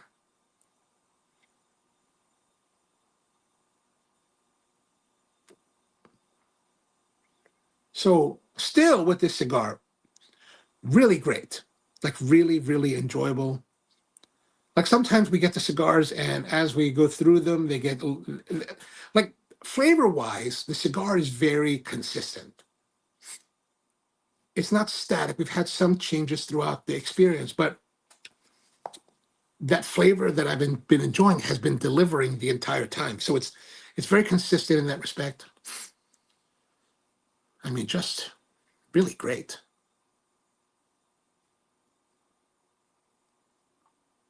I don't know what the availability of this cigar is, but let's see what they say. So this particular cigar is a Mexican San Andres wrapper with Nicaraguan binder and fillers, and the MSRP is about $13. So not a terribly expensive cigar, like fairly reasonably priced now. I can't believe I'm saying that. There was a time when,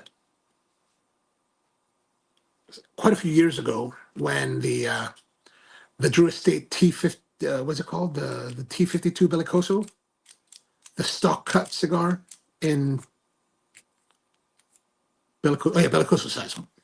There was a time when that crossed the $13 threshold and into $15 and onward to $18.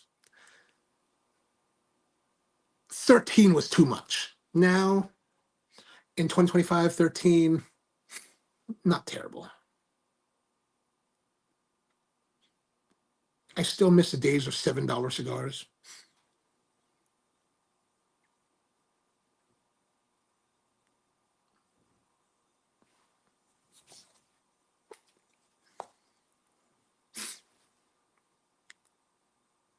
Yeah, this is solid. Devin says that I smoke the regular white labels every now and then. Good cigars, but subtle and elegant. That's definitely a great way to express it. Subtle and elegant. Maybe not worth the price. The number two is a go-to of mine. The tubos occasionally, just my opinion. That's all we ask. That's all we ask. Yeah, that Winston that we smoked, I think it was like a Toro shot size. I thought that was really great.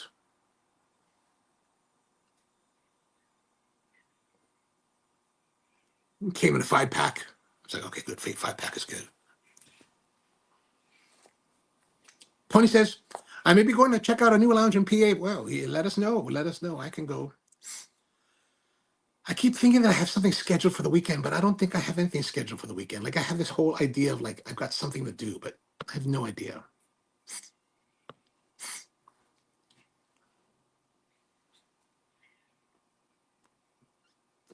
Cigars would save me from going out to buy tools. Like there's a dealer I found that has this Festool drill, 18-volt Festool drill for like a super good deal for price wise. I was like, I need to not go there. So anywhere else would be great to go. And if it happens to be close to Lidditz, we can get some more pretzels because I finally finished my pretzels. When we went up to a place in Lidditz, PA, a few weeks ago, and since we're in Lidditz, I wanted to go to get these pretzels that they sell up there. Rocky Road Pretzel Bakery, really fantastic. To me, when it comes to like hard pretzels, this is the pinnacle of hard pretzels. Buttery, light, airy, crunchy. Ooh. Everything that I wanted in a pretzel that I never knew I wanted until I had one back in October, and I was like, oh, this is great. So especially if it's up in that area, I'm very much in. It's in Palmyra, so it'll be close to your Lancaster Harbor. So we would have to go on a Saturday then, because they're closed on Sunday. And you guys really, I think you guys would enjoy a visit to this hardware store because.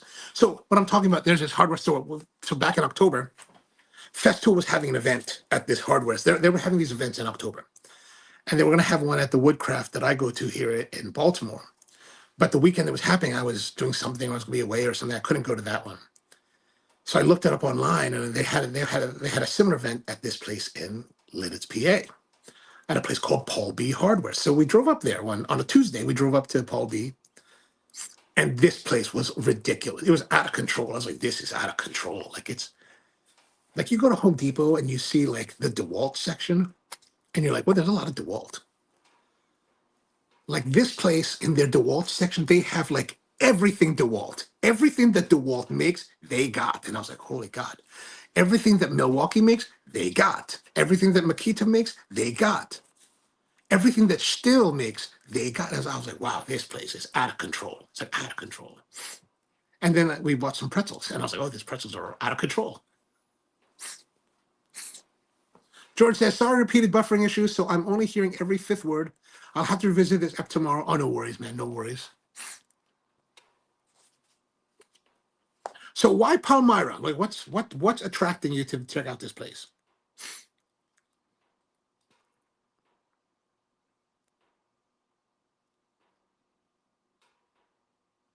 And my vote will be for Saturday.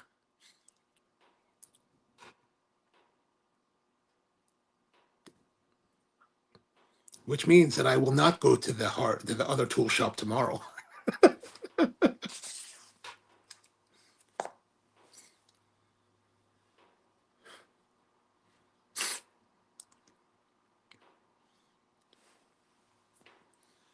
Tony says it's new. It's supposedly killer ventilation, 15 air changes. Ooh, all right, all right. I'm all about the air changes, clean environments for smoking. I'm all about that. I've been building a filter system for the workshop here, but I've been playing around. I don't know if I mentioned before, but if you look up here on top of the drill press, I've got this fan that has this filter on it, and I've been using that as kind of like a basic filter for the dust. It's working fairly well. It's like a 4-inch filter that's like, you can see the dirt that's collecting. I'm like, okay, good, good. George says, I think Tony's just talking about Oscars. It just opened last October. Ooh.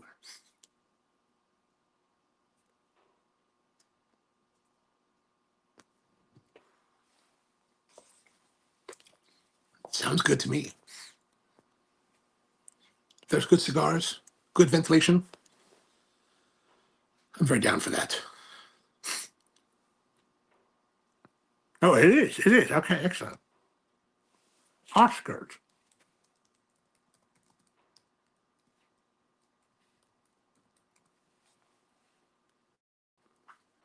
Oscars, Cigar, and Sports Lounge.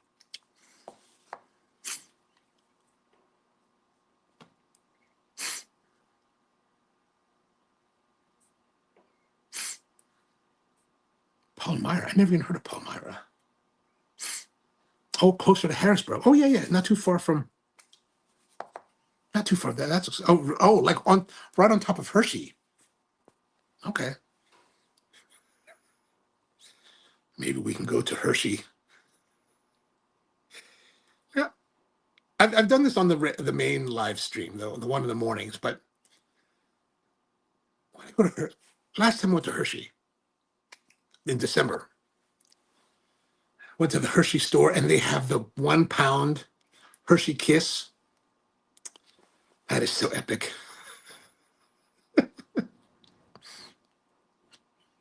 So Hershey makes their chocolate. I don't know where they make their chocolate, but if you go to Hershey Park and you go to the store at Hershey Park, they have these chocolate bars that are made in the old way in the original or at Hershey in Hershey, PA, and they're supposed to be better. I bought a couple of the almond ones, and they were really good, but I don't really know if it was. I mean, it was really great. So, but that's kind of a. I could go for another pound Kiss. Steven says Cobalt Jobber drill bits made in Germany are one of the highest rated. Ooh, I've not heard about Cobalt Jobber. I will have to look that up.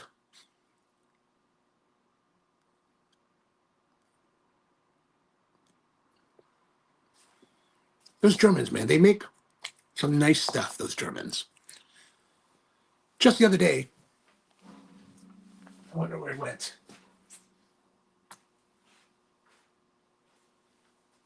Just the other day, where is it?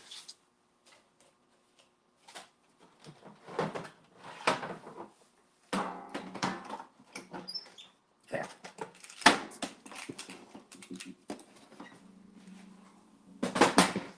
Just the other day, I picked these up. These are Festool fine wood fine cut jigsaw blades. I was like, oh, I wonder if they're better jigsaw blades. They're all kind of fancy. Look at that fanciness. There's like, it's a 5-pack for $17. which actually I don't know if that's expensive or not, like compared to like I know you could buy like Diablo blades at Home Depot. I don't really know how much those cost, but I used it. I used it to cut these with my DeWalt. I mean, it seemed pretty good.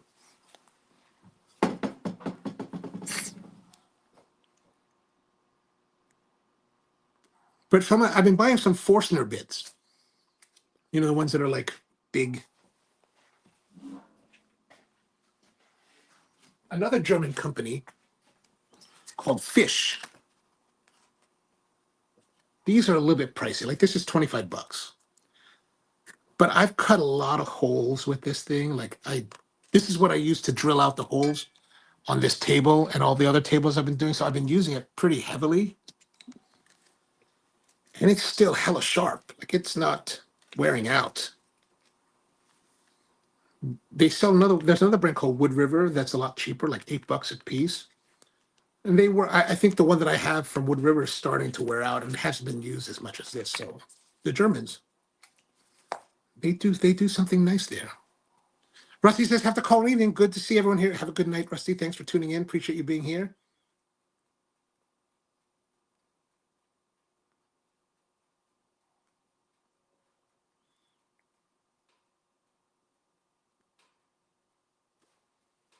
Have a great week out there. Still going on with this. Like this has lasted a good long time. I should have bought one of these last night or something similar in size because I would have had one cigar instead of three. So if I bought 3 cigars and I spent like 30 bucks, this I would have spent, what, $13, $15? That would have been the better deal.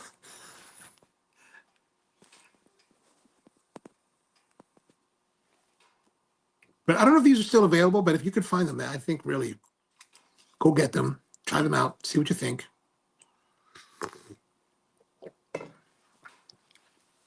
Really very enjoyable.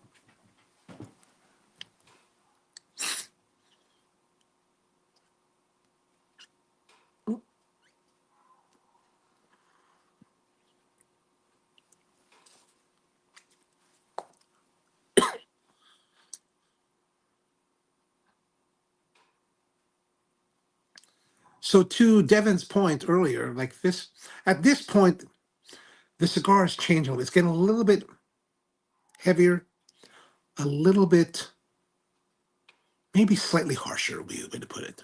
Still very good, but it definitely has concentrated a little bit more.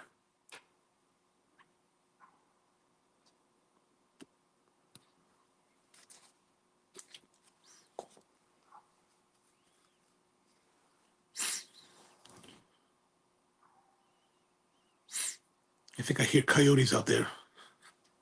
Hope they don't come here.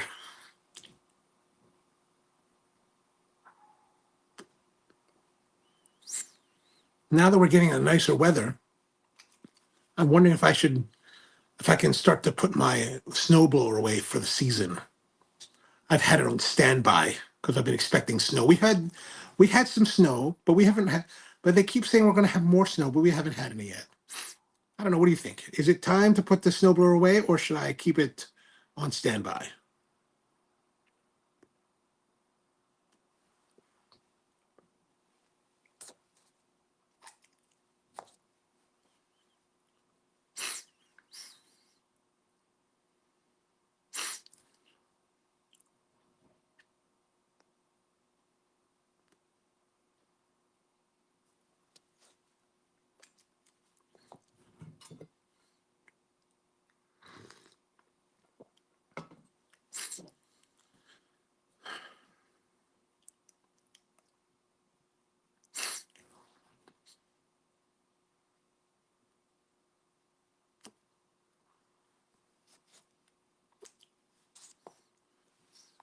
Tony says, Pam says, put it away. But then I say that's a cosmic request for more. Even Devin thinks the moment you put away, it will snow. No doubt. No doubt. It reminds me of last year. I was like, I've had this snowblower for a couple of years now. my brother was like, my brother's a mechanic, right? He had his own shop for a long time. Mom says, I believe we have one more coming. Oh gosh, great, great. That's just lovely. And, you know, we went to go pick it from one of our uncles because he wanted to get rid of it. He just wanted to get it out of his house. So my brother's like, let's go pick it up. And I was like, all right. So we picked it up. And we were driving back from our uncle's house. And we had to pass by my brother's shop. And I was like, should we drop it off at your place? No, no, no, just keep it at the garage. I don't know about that because, you know, that's that, you know how it is, right? Like, it's never going to get fixed. If we don't take it to a shop and get Eddie fixes it now, it's never going to happen. And it never happened. So last year, finally, I was like, okay, I found this dude that comes out to your house to do like lawnmower repairs and stuff. He fixes all this kind of stuff. So I called him up and said, hey, man, can you fix my snowblower? He's like, no problem. I'll be there on Monday. Perfect. Monday was the day it snowed. The only snow of last year. So it snows, ice. He calls me that morning. He's like, I don't think I'm going to make it. I said, I understand. So he comes out a couple days later, fixes it up, works great. And I was like, it's never going to snow again. Never snowed again. What I really need to do is fix the runners. There are these runners at the bottom of them that control how high the base of the scraper is. And I think they're a little bit too high. I want it to get really down and like scrape the snow off the, because there's like a little bit of snow left. And I was like, ah, it just ruins my it just like makes my OCD all like irritated.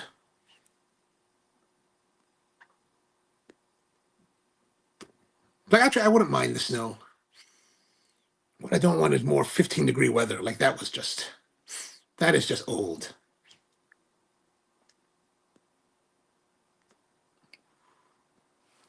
All right, let's score it up now. I think we've had very consistent performance, very good plus for the flavor and the body. Burn and draw, I gotta say it's been excellent. So 9. Consistency, excellent, 9. So overall, I'm gonna say 8.5.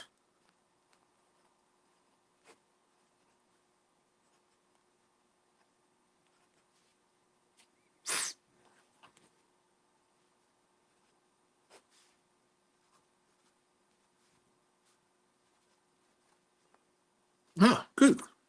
So that gives us a total score for this cigar, the Tatuaje Monster Redux number 3.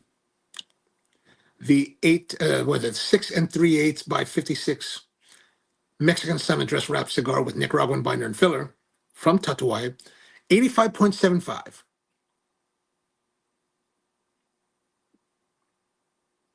Very enjoyable, very good, worth the time. It's not the highest scoring cigar, but one that I think is quite rewarding to smoke and very enjoyable. So that's our score, 85.75. I guess that wraps it up for this week. Thank you very much for tuning in, as always, and hanging out for the Thursday Night Hang. Back again next week with more cigars.